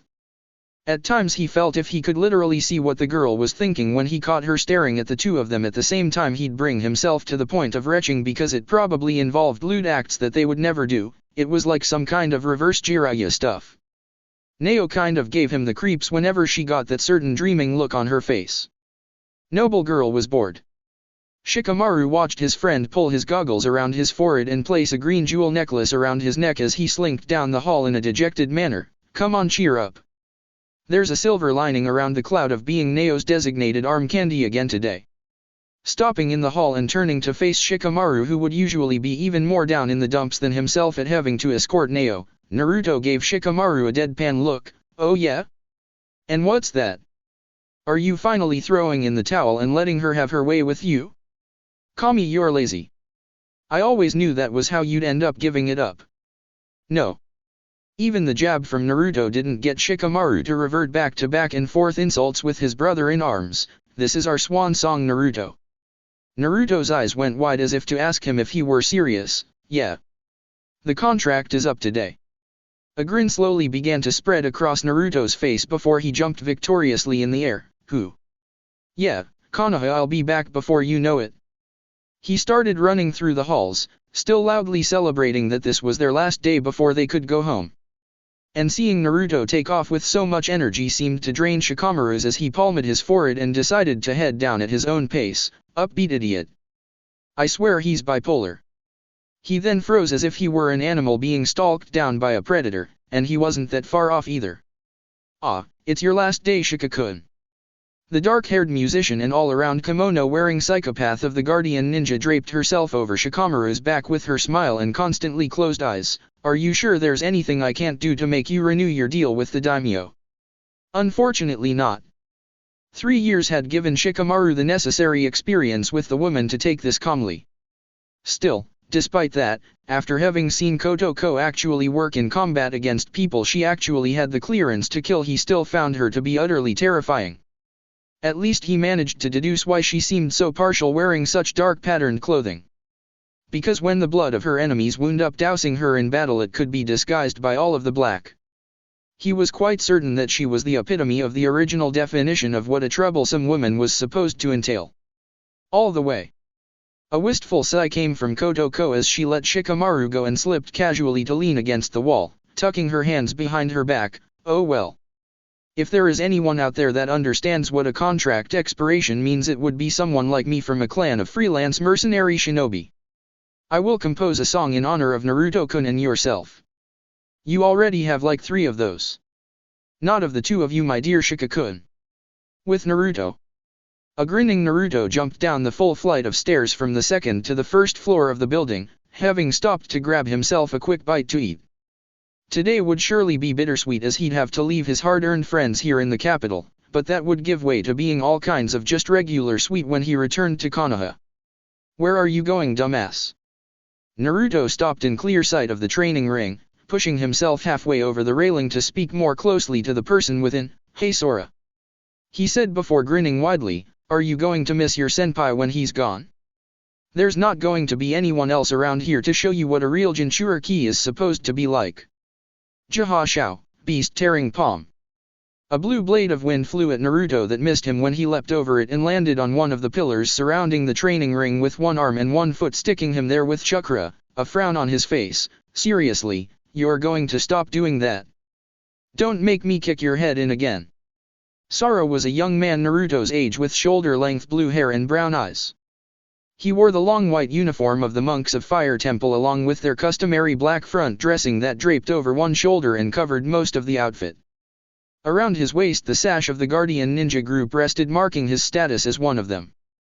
The arm of the shoulder his black uniform dressing sat over had one large sleeve that concealed his right hand, but his left was in clear view and showed him holding up a 3-blade claw with chakra circulating through it. You might have vouched for me to be allowed to join the Guardians, but you can't ever get me to like the leftover Cubia's chakra in my system, so stop going there. Sora warned with a bit of an edge as his eyes drifted momentarily to his hidden right arm. Still, Naruto was unconcerned. Sora was mostly talk when it came to trying to hurt him, and they both knew it. Naruto had way too many advantages, both naturally and in the ninja arts. Yeah, I understand, monk boy. Just keep the sealing arm braces that me and Ero-sensei made on your arm and you can't have any more outbreaks. It's on, isn't it? Sora just gave him an expressionless look and lifted his right arm, letting the sleeve drop to show that his entire right arm was thoroughly bandaged thickly, and around the bandages sat multiple metal braces held tight with thick bolts, inscribed with the chakra-suppressing seal that was meant to stop berserk outbursts of the Cubia's chakra on Naruto. Do you know how hard it is to take this thing off? Duh. Naruto replied flatly, I made it. It's supposed to be like that.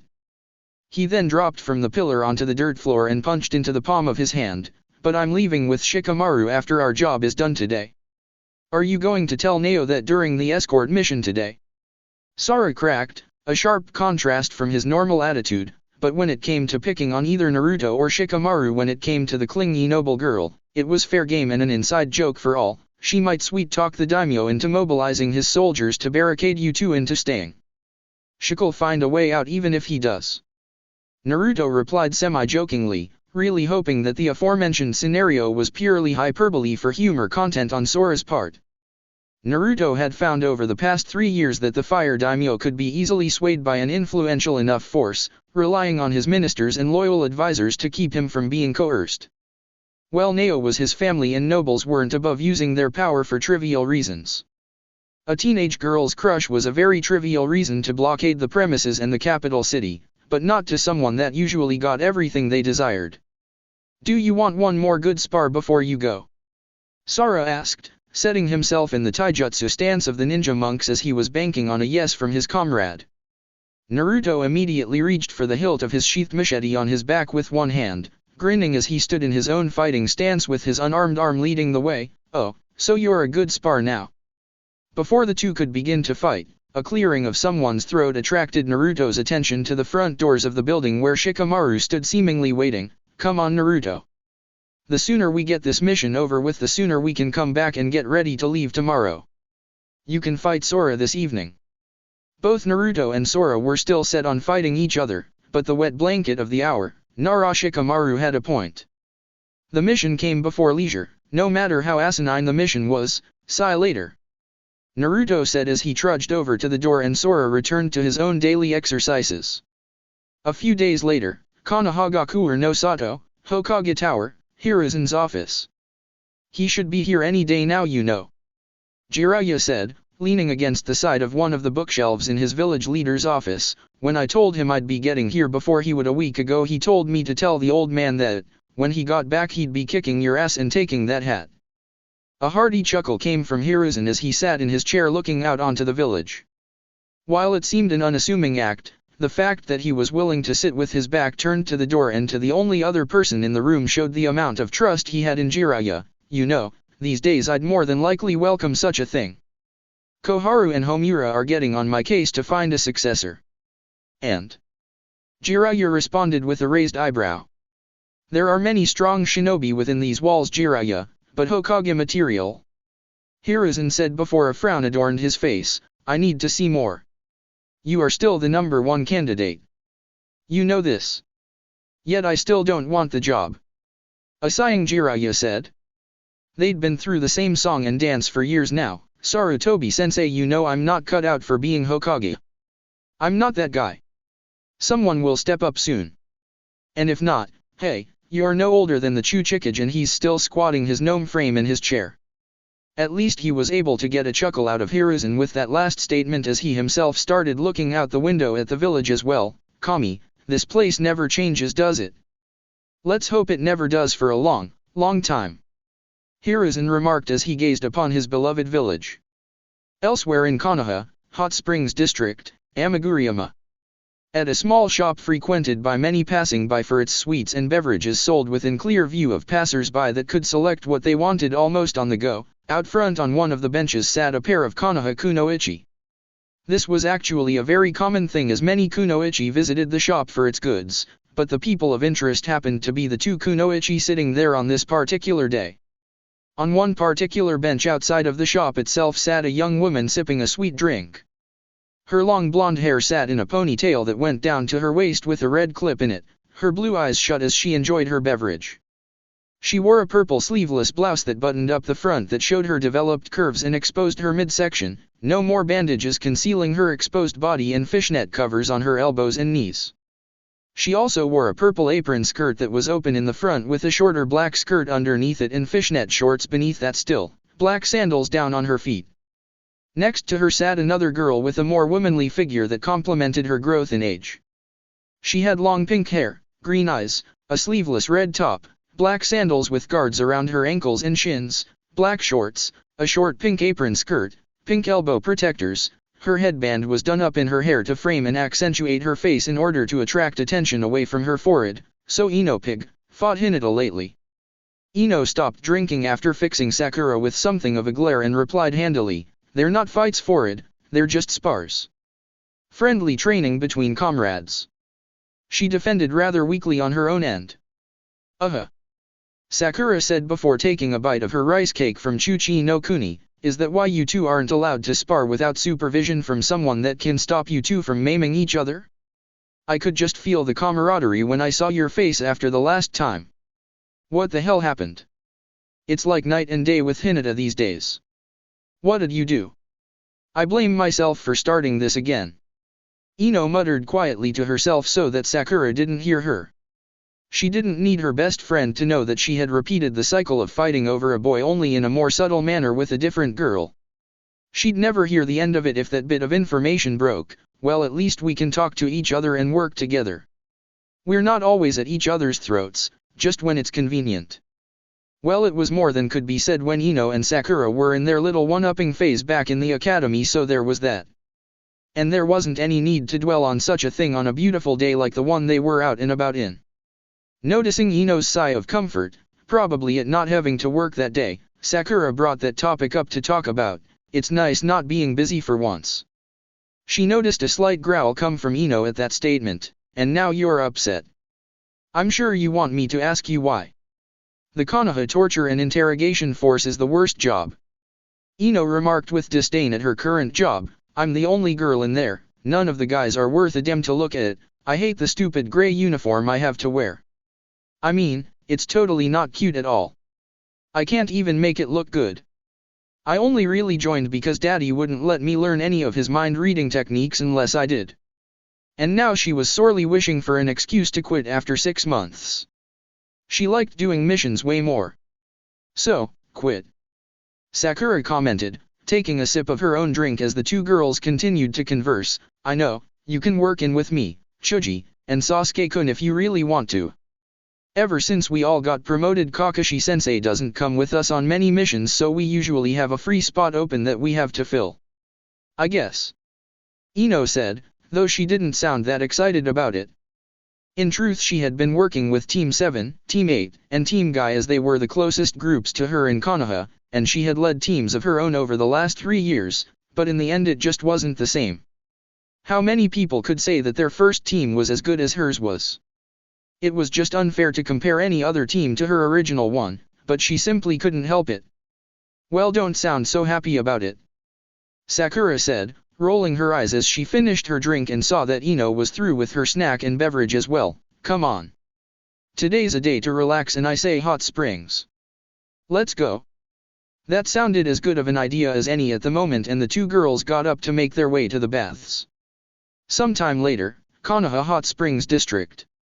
It was a familiar scene, if anyone knew that much about just how common an occurrence this happened to be, as Jiraiya sat crouched on a roof overlooking the women's side of the hot springs from a distance via the use of his trusty telescope. The lecherous grin on his face didn't drop even as he felt a familiar presence land behind him. I knew you'd get back sometime around today. He commented matter-of-factly before taking note of the silence and letting out a sigh while shaking his head. You didn't tell Tsunade Hime or Shizune that you two left, did you? A few seconds later, Naruto crouched down right next to Jiraiya with a mischievous smile on his whisker-marked face. Nope. I want to see how long it'll take for her to realize we're not there and if she'll come back here when she does. She'll come back. Jiraiya said, full of certainty on the matter. She'll come back just to punt your ass over the monument for getting one over on her when she realizes you're not there anymore. Kami kid, you're so dead. Tsunade Bachan loves me too much to kill me. Naruto responded confidently before realizing that this wouldn't stop her from trying to hurt him. It wasn't like she didn't know without a shadow of a doubt that he could survive it. She doesn't know where my apartment is, does she? A shrug came from Jiraiya as he continued to peep through his looking glass with no shame whatsoever. Shizune does, and that's the same thing. Speaking of houses, I'll bet your lazy-ass friend went home. Naruto nodded, not that Jiraiya could see. Shikamaru trudged his way home right the second they walked through the gate. Why didn't you go home? Because I don't want to sleep, and it's not like my house changed any while I was gone. Naruto defended, standing up on the roof, crossing his arms over his chest almost childishly. I want to see the village again, and maybe catch up with some friends, but I haven't found any yet. They must have had missions. Fully understanding Naruto's desire to want to see his friends again after being gone for so long, Jiraiya let out a humming noise of thought. Well, that's sensible. You should definitely do that, as long as you go see Sarutobi-sensei when you get the first chance to. Fancy a look before you go. He offered nonchalantly, holding out his telescope for Naruto's benefit. Come to the dark side, boy. You've been halfway there for 3 years already. Join me. Naruto just gave Jiraiya a deadpan stare in return that actually got the man unnerved a bit at how dull it seemed to be. At least it did until Naruto's arm robotically moved towards the scope and grabbed it, his body turning towards the hot springs visible in the distance to glance at it through the device, adjusting its distance accordingly. 20 seconds, and that's all. That's not even enough time to focus the dash. Oh sweet Kami. Yes. Yes. Jiraiya was beside himself at this point, feeling victory running through his mind.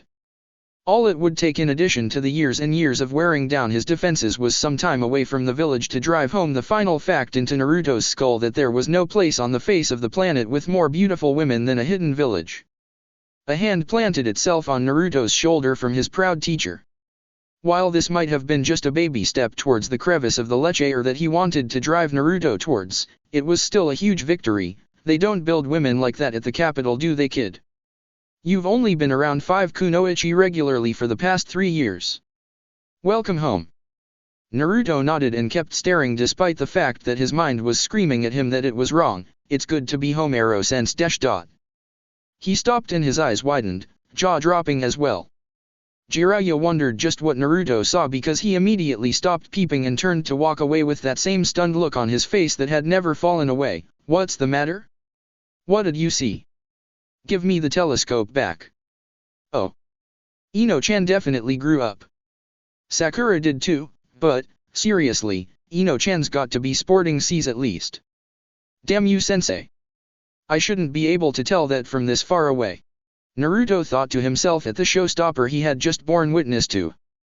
What exactly were the chances of that being the first time he saw Ino upon his return, losing her towel and getting into the hot spring?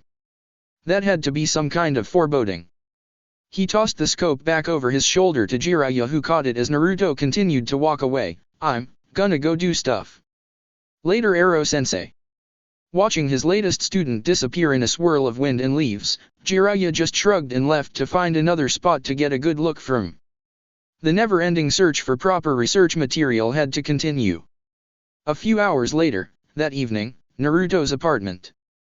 Well, he had spent some time traversing about the village, getting his lay of the land back and endeavoring to visit Hiruzen in his office as requested by Jiraiya to be returned to active duty and to just say hello to the old man. After sharing a warm greeting, Naruto told him to keep that hat and those robes handy because it was only a matter of time at that point before they became his.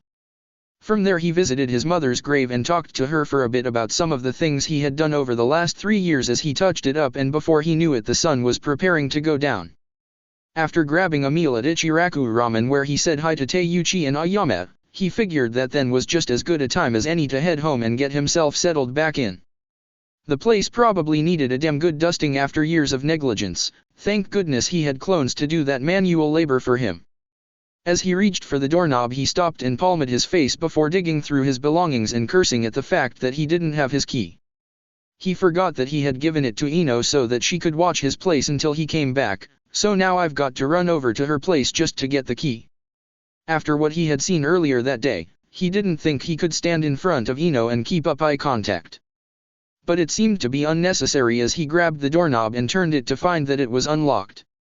He blinked confusedly at that before pushing it open to find the lights on, his curtains keeping him from seeing this outside. Naruto walked inside of his home and sighed in contentment as a wave of nostalgia washed over him. Yeah, he was definitely home. Looking around the place, Naruto walked over to the windowsill by his kitchen sink and marveled at how good the plant he had been growing there looked. It was looking healthier than it happened to look when he left, and even then he had taken good care of it. A soft gasp came from behind him, diverting his attention away from his plant as he turned around and looked across the room at the very grown-up Yamanaka Ino, who seemed to be in shock as if she had seen a ghost. Wow. She said quietly, and were it not for just how quiet the apartment was he wouldn't have heard her at all. You're back. Shika's here too, isn't he? In the village, I mean. Yeah. Naruto said rather lamely, not knowing what to say at that moment. Seeing Ino with clothes on, it was still hard to keep the memories of what she looked like without them from pushing forward, but he kept his head for the most part. Damn it, it's good to see you again. He uttered as the first thing that came to mind. Hearing him say that put a small smile on her face as she walked forward and paced around him to get a good look. Well, look who decided to go and get taller than me. Not only that, not only the change in clothes, but he had an air about him that she only got from certain shinobi like Neji or Sasuke, or most experienced combatants that showed they had seen their fair share of fighting. She wondered if he'd talk about some of it, but that could be saved for later. What had gone on then during his contract with the daimyo was not important. What was important was that Naruto was back, Shikamaru was back, and that meant that they could be a team again. Walking in front of him again, Ino simply threw her arms around Naruto's neck and hugged him closely. Kami, it's so good to see you again, you big yellow-headed dummy. She let him return the gesture before pulling away to look him over fully. You could have wrote more letters, you know. I mean 5 letters in 3 years? Really? And he could have sent some damn pictures, because seeing him again as he was turned out to be quite a shock to the system. Likewise for Naruto, but that was another thing altogether. He rubbed the back of his head sheepishly as Ino walked over to his table and sat down on the corner of it. Ah, come on. Using Shizune like a messenger wasn't fair. She had her own friends to come see when she came back to Konoha. Playing as the go-between for kids couldn't have been fun when she had been asked to do so. But against Naruto's pleading eyes she was a total softie, until puberty slapped his physiology across the face and he got too old for that to work. Ino glanced at him skeptically and blew the bang of her blonde hair from out of the way of her right eye before smirking and posing for him provocatively while still sitting on the edge of his table. So Naruto, do you think I look different now? Yes. Yes. Kami, yes. The little voice in Naruto's head shrieked, but for once he didn't say the first thing that came to mind. Doing such usually got Tsunade to punch him across the daimyo's property or got Kotoko to chase him with her shamisen wind blades. Well, you still look like the Ino-chan I remember, he said, getting a frown out of her before he continued, but wow, you seriously grew up. Apparently his mind still had enough spontaneous control to get that much out of him involuntarily. Ah. Ino said, hopping off of the table to walk over and pinch Naruto's cheek, I'm so happy you think so. She grabbed him by the hands and forced him to sit down at the table before taking a seat across from him. So come on then. You've got a lot to catch up on and there's no time like the present for it. It's time to get you up to speed. Blinking in confusion at just what he needed to know that he couldn't pick up via walking around and running into certain folks, Naruto simply shrugged. It wasn't like he was against the idea at all, but he figured that Ino would much rather go home and allow them to pick this up the next day once she would be able to wrangle Shikamaru up as well and kill two birds with one stone. Alright. So tell me what's new. He should have known that once he got Ino started it was simply impossible to stop her. Yamanaka Ino with over 3 years of pent-up gossip that had yet to be told to someone close to her. It was to have been expected that the two didn't part ways that night until well after midnight. Well, some things didn't change at least. Border of Cha no Kuni / Hai no Kuni. As peaceful as things would seem at a first glance in the tranquil night along the infinitely forested countryside, things were never as calm as they appeared on the outside. Swiftly moving shadows darted through the trees in hot pursuit of another that was further out in front of them and steadily pulling away in a remarkable fashion. This was made even more impressive by the fact that the person under pursuit had been on the run for over 3 days prior to this point and still seemed to be able to move at such a speed. Fucking bitch. How's she still moving this fast? An older, but still similar in appearance and temperament Tayuya blurted out as she continued a chase with 20 Otagakuer ninja following the lead of her and her partner. She actually got out of Digarashi port lands in one piece. We sunk her fucking ship at the cove outside of town. Next to her was an equally older and mostly similar Seikon, who also seemed to be rather impressed at the resilience of their quarry from the looks of the smirk on his face. Oh come on now Tayuya. How many times have we dealt with her back in Mizu no Kuni by now? Enough times to know that we can't underestimate her. She's fucking Kiri trash. One of the ones left over from that idiotic war they were fighting. Tayuya asserted, not willing to give up the thought that the girl they were after was merely lucky to get as far as she had. Come on already. I'm not the one that going to tell Orochimaru-sama that she got away again, or Kimimaro either. The girl they were chasing was too far out of range for Tayuya's flute-based genjutsu to take hold of.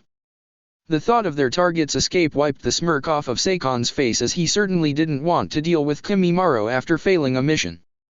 They had managed to kill the rest of her squad that had been sent with them by themselves before they ever made it off of Mizu no Kuni, but this last girl was an annoyingly tough rundown. Both of them knew just how much Orochimaru loved his bloodline experimentation, and hers was rather unique. Aside from that, she was a noted pest when it came to dealing with her in combat, as many Otagakuer ninja knew by then.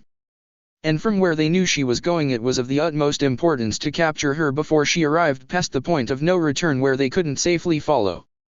It was getting close to that point on the map. Due to his utter domination of the maritime trade routes after buying up the oceanside property in that town, Digarashi port was Oto's gateway to the sea. It was what allowed them to so easily move as many forces into Mizu no Kuni as they could 3 years ago to begin capturing ninja with bloodlines, something that started Kiri's civil war in earnest as it was done with the Mizukage Yagura's consent.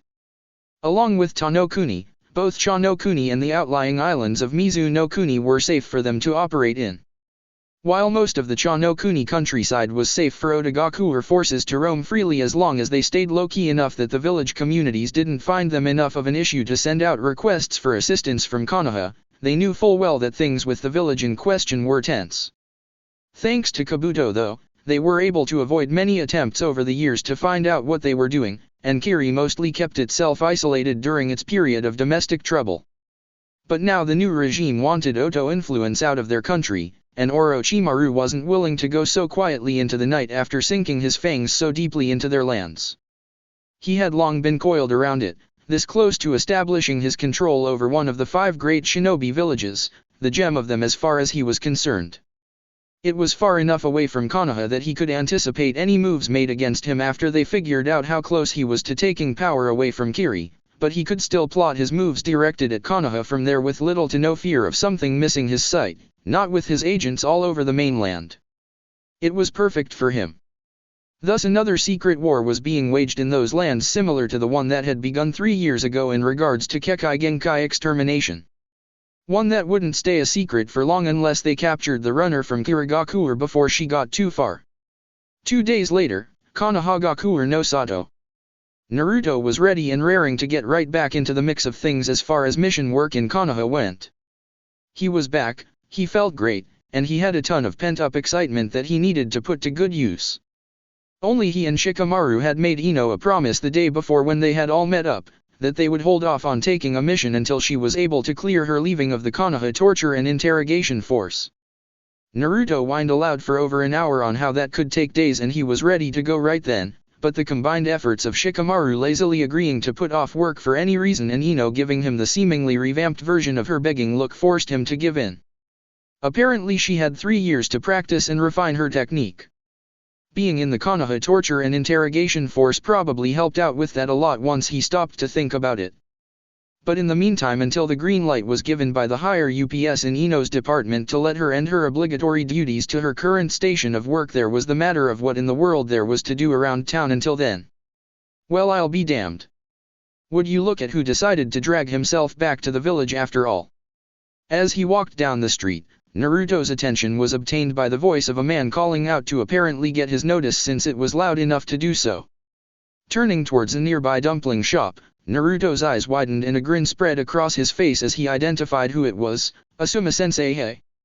Naruto's old Team 10 sensei looked just the same as ever, not changing a bit over 3 years.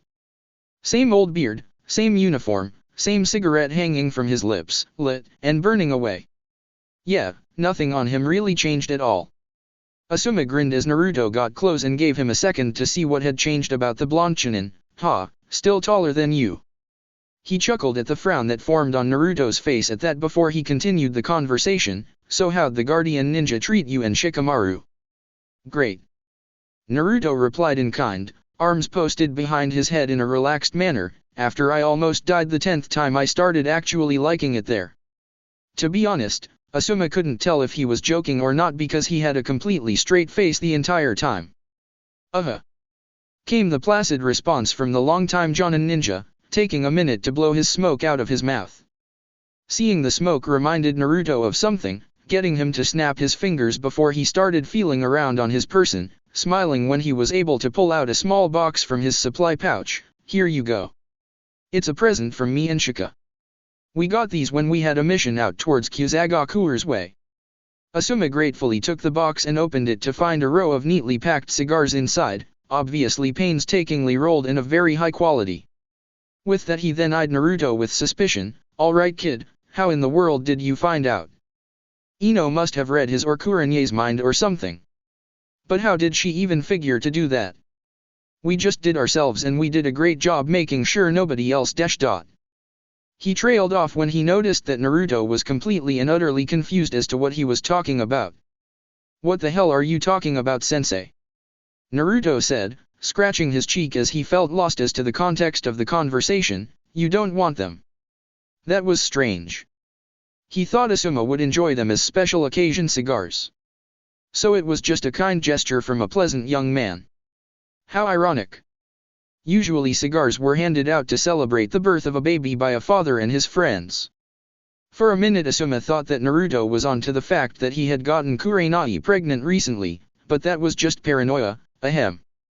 Yeah, I want them. Thanks Naruto, I really appreciate it. He said earnestly, stashing them in his own supply pouch for the time being. I'm looking forward to seeing how much stronger you are now. You won't believe some of the things I can do now. Naruto assured him wholeheartedly, I used to be just plain awesome. Well now I've ascended to a whole new level past awesome, that I don't have a word for yet, but when I get one. He just let that statement hang in the air on its own. Either way, Akatsuki can bring it now. I'm ready. Naruto would in the near-distant future be noted to have punched himself in the stomach for such an unapprisedly confident statement when he remembered saying this. But for the moment, he let his own normal extremely high amount of self-confidence carry him through his first conversation back in Konoha with Asuma. Seriously sensei, just wait and see. You're gonna be telling your kids about how cool I am. Who said anything about kids to you? Asuma hissed suspiciously, having lunged forward to grab Naruto's harness in a very shaky grip. Nobody said anything about kids. Who's having a kid here? Used to crazy people that were categorized as his friends grabbing a hold of him in a similar manner for saying less over the course of 3 years, Naruto calmly removed Asuma's hands from his harness and pacified the unstable man. It's alright Asuma-sensei, it's okay.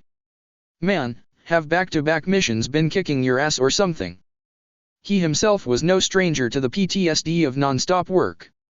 Again, Asuma let out a sigh.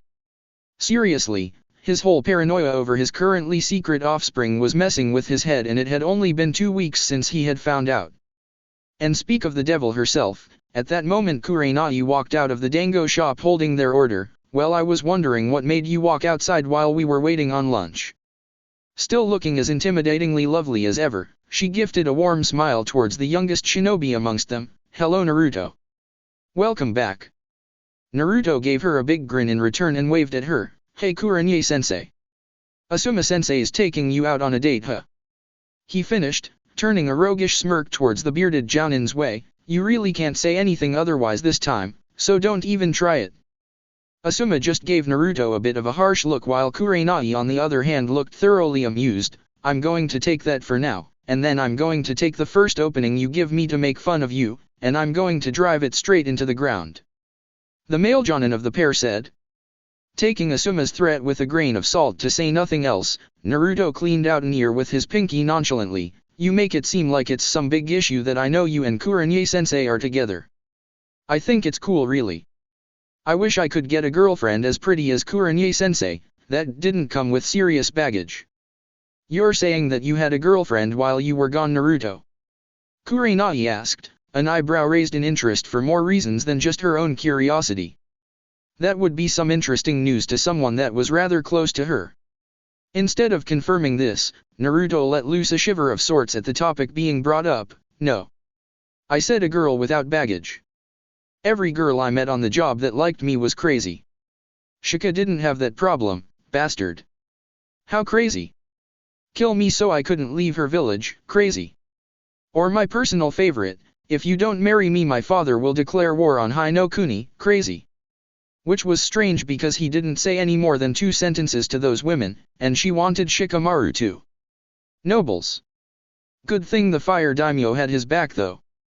He would have had no problems starting a tiff with Tsuma no Kuni over keeping one of his elite guard free and clear to his own will. The man was loyal as hell to the people he liked, and it was a good thing he liked Naruto.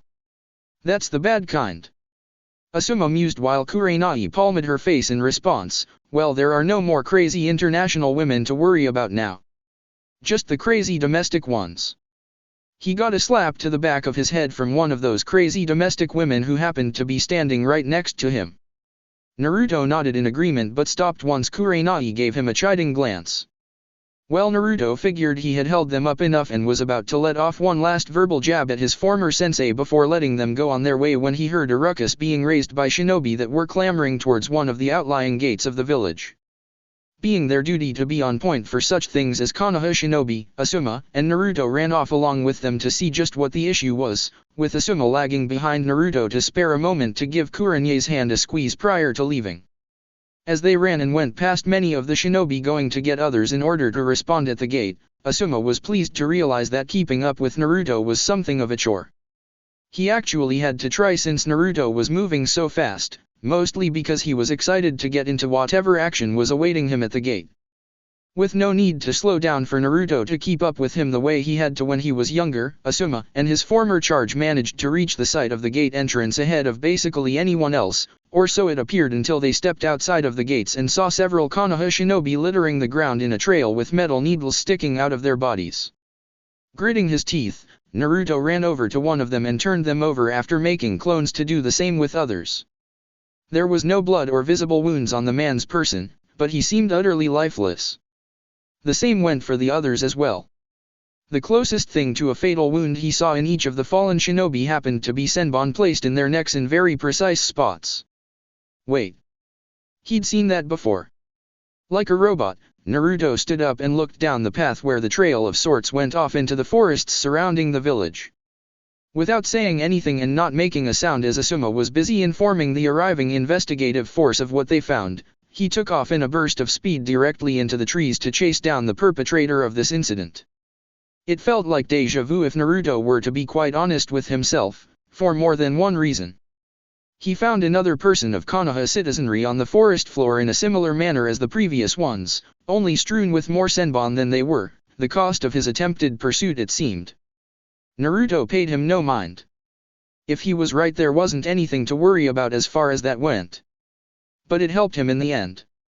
In slowing down to put away the persistent previous pursuer, it allowed Naruto the time to catch up and close enough of the distance between them to get sight of just who he was chasing. This was close enough to do something about it. Drawing his machete from the sheath that was harnessed on his back, it became apparent that the chain attached to the end of it ran underneath the long blue arm warmer on his right arm. Taking careful aim, Naruto hurled the weapon forward in a long, sweeping arc as he jumped forward and spun in a circle, swinging the chain and revealing it to be extremely long and not seeming to stop its extension at all. The entire time though, Naruto had been channeling his finely honed wind chakra through both the machete and the moment the chain touched the trunk of a tree, it was clear just how much he had progressed. He wished Asuma could have been there to see it so he could get his opinion on it. Setsudenki Hasa, slingshot guillotine. Because the metal chain and the machete cut right through the tree trunks in a perfect semicircle. If one were to be looking from directly overhead with a bird's eye view, it would have looked like a counterclockwise hand of a clock clear-cutting the landscape, before the chain retracted back to Naruto instantly. Catching his machete back into his hand, Naruto stood upon the stump of one of the trees he had cut into two segments as he looked out at the opposing ninja that he had been chasing. They wore dull-colored body armor tougher than a flak jacket that even protected underneath the groin area. Underneath that they wore a black bodysuit, the sleeves of which went into gray fingerless gauntlet gloves. They also wore black shinobi pants, sandals with shin guards, and on their face a porcelain mask with thin curved eye holes, a red wavy design in place of the mouth, and the symbol for Kirigakure on the forehead. Long black hair was held up in a white bun holder with the exception of two bangs framing the face. This can't be who I think it is, Naruto thought to himself. He didn't want to just categorize all Hunter-nin under one particular person that he had met years ago. But that mask. They didn't make masks of the same type in that design, right? They had to use them as some way to identify the separate shinobi beneath them somehow, didn't they? Having Hunter-nin was a Kiri thing, so he didn't know much about their protocol. Even so, this person had attacked village comrades on gate duty and he couldn't let that slide. They didn't seem to be surrendering at all. What did you attack the guys out front for? Naruto decided that it couldn't hurt to just ask. A fight would make it really hard to get answers, so nothing ventured nothing gained in this instance. You can't be trying to destroy Konoha, can you? You're just one person. He hadn't sensed anyone else around during the chase, at least. He heard the person murmur behind their mask, but he couldn't particularly hear them to make out what they had said. At a second glance though, the person looked like they had been through hell. The armor had smudges of dried blood on it from something that had obviously happened way before that day, their fabrics were torn and ruffled, and the Hunter-nin's entire body was shaking steadily, especially at the knees. Thus he decided to take a more internal look and focused intensely on the person directly in front of him, pulling his goggles up over his eyes to help him do so. Shakura Hankyuti to no Jutsu, Chakra Echolocation Jutsu, had taken a step up as far as Naruto was concerned, allowing him to actually feel a person's vitals, such as the beat of a heart or their flow of chakra. And his little skin brought up some alarming facts. Holy crap, how are you still walking around like that? Naruto asked aloud in an alarmed manner. It was actually the weakest response pulse he had ever gotten back from a living person that was still standing. The feeling he had received was usually received for the dying. He still couldn't hear anything but the soft murmurs from behind the mask, and he couldn't tell what was being said, but the person wasn't aggressive at all. Maybe it was because he had put up his machete by this point, not seeing the use of attacking someone so hurt anyway. At that moment, a dozen of Konoha's finest sprang from the forest behind Naruto into the cleared-out area, standing with him as they had their kunai and weapons drawn. Before they could lunge into action, Naruto moved preemptively and jumped between them and the hunter-nin, stopping them all right there from approaching further. Wait! Naruto shouted as he blocked the foreigner from harm with his own body. They all drew to a swift stop before anything catastrophic could happen, though many of them were noticeably and understandably heated at Naruto for his actions. Naruto, move! This person killed our ninja. If I'm right about who it is, then no, they didn't. Naruto tried to reason, still using his body as a shield. Look, let me just see something, okay? We've been here for a few minutes and we haven't fought at all. Just trust me. Please. They stopped because if Naruto was wrong, the ninja behind him would have killed him or used him like a shield by then. They all lowered their weapons and gave their silent consent to allow Naruto to do whatever he was planning on. Giving them all a grateful smile, Naruto turned around and put his hands on the shoulders of the hunter-nin. He snapped his fingers in front of the masked face before finally moving his hand to remove the concealing piece of porcelain. What he found behind it got him to smile slightly. Long time no see. Haku-chan. He'd never forget that face, but now it was paler than was healthy for a person, which he expected from what he had sensed from her. Her eyes were completely expressionless, as it was a case of the lights being on but no one being home. Despite being able to stand and do all that she had done since arriving at the gates of the village, she had been unconscious the entire time.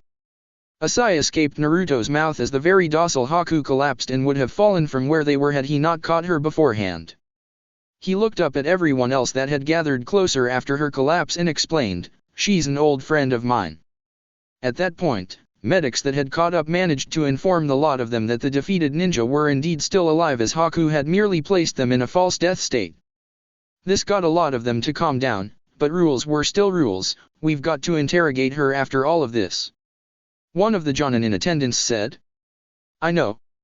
Naruto replied, really not wanting to hand Haku over to the Konoha torture and interrogation force. Maybe he had a way to keep things from being as bad as they could be, though. After all, he did know someone that worked there. Well, I caught her, so I want Yamanaka Ino to interrogate her. But what was Haku doing there in the first place? And who did all of that damage to her to begin with? That's it for part 20.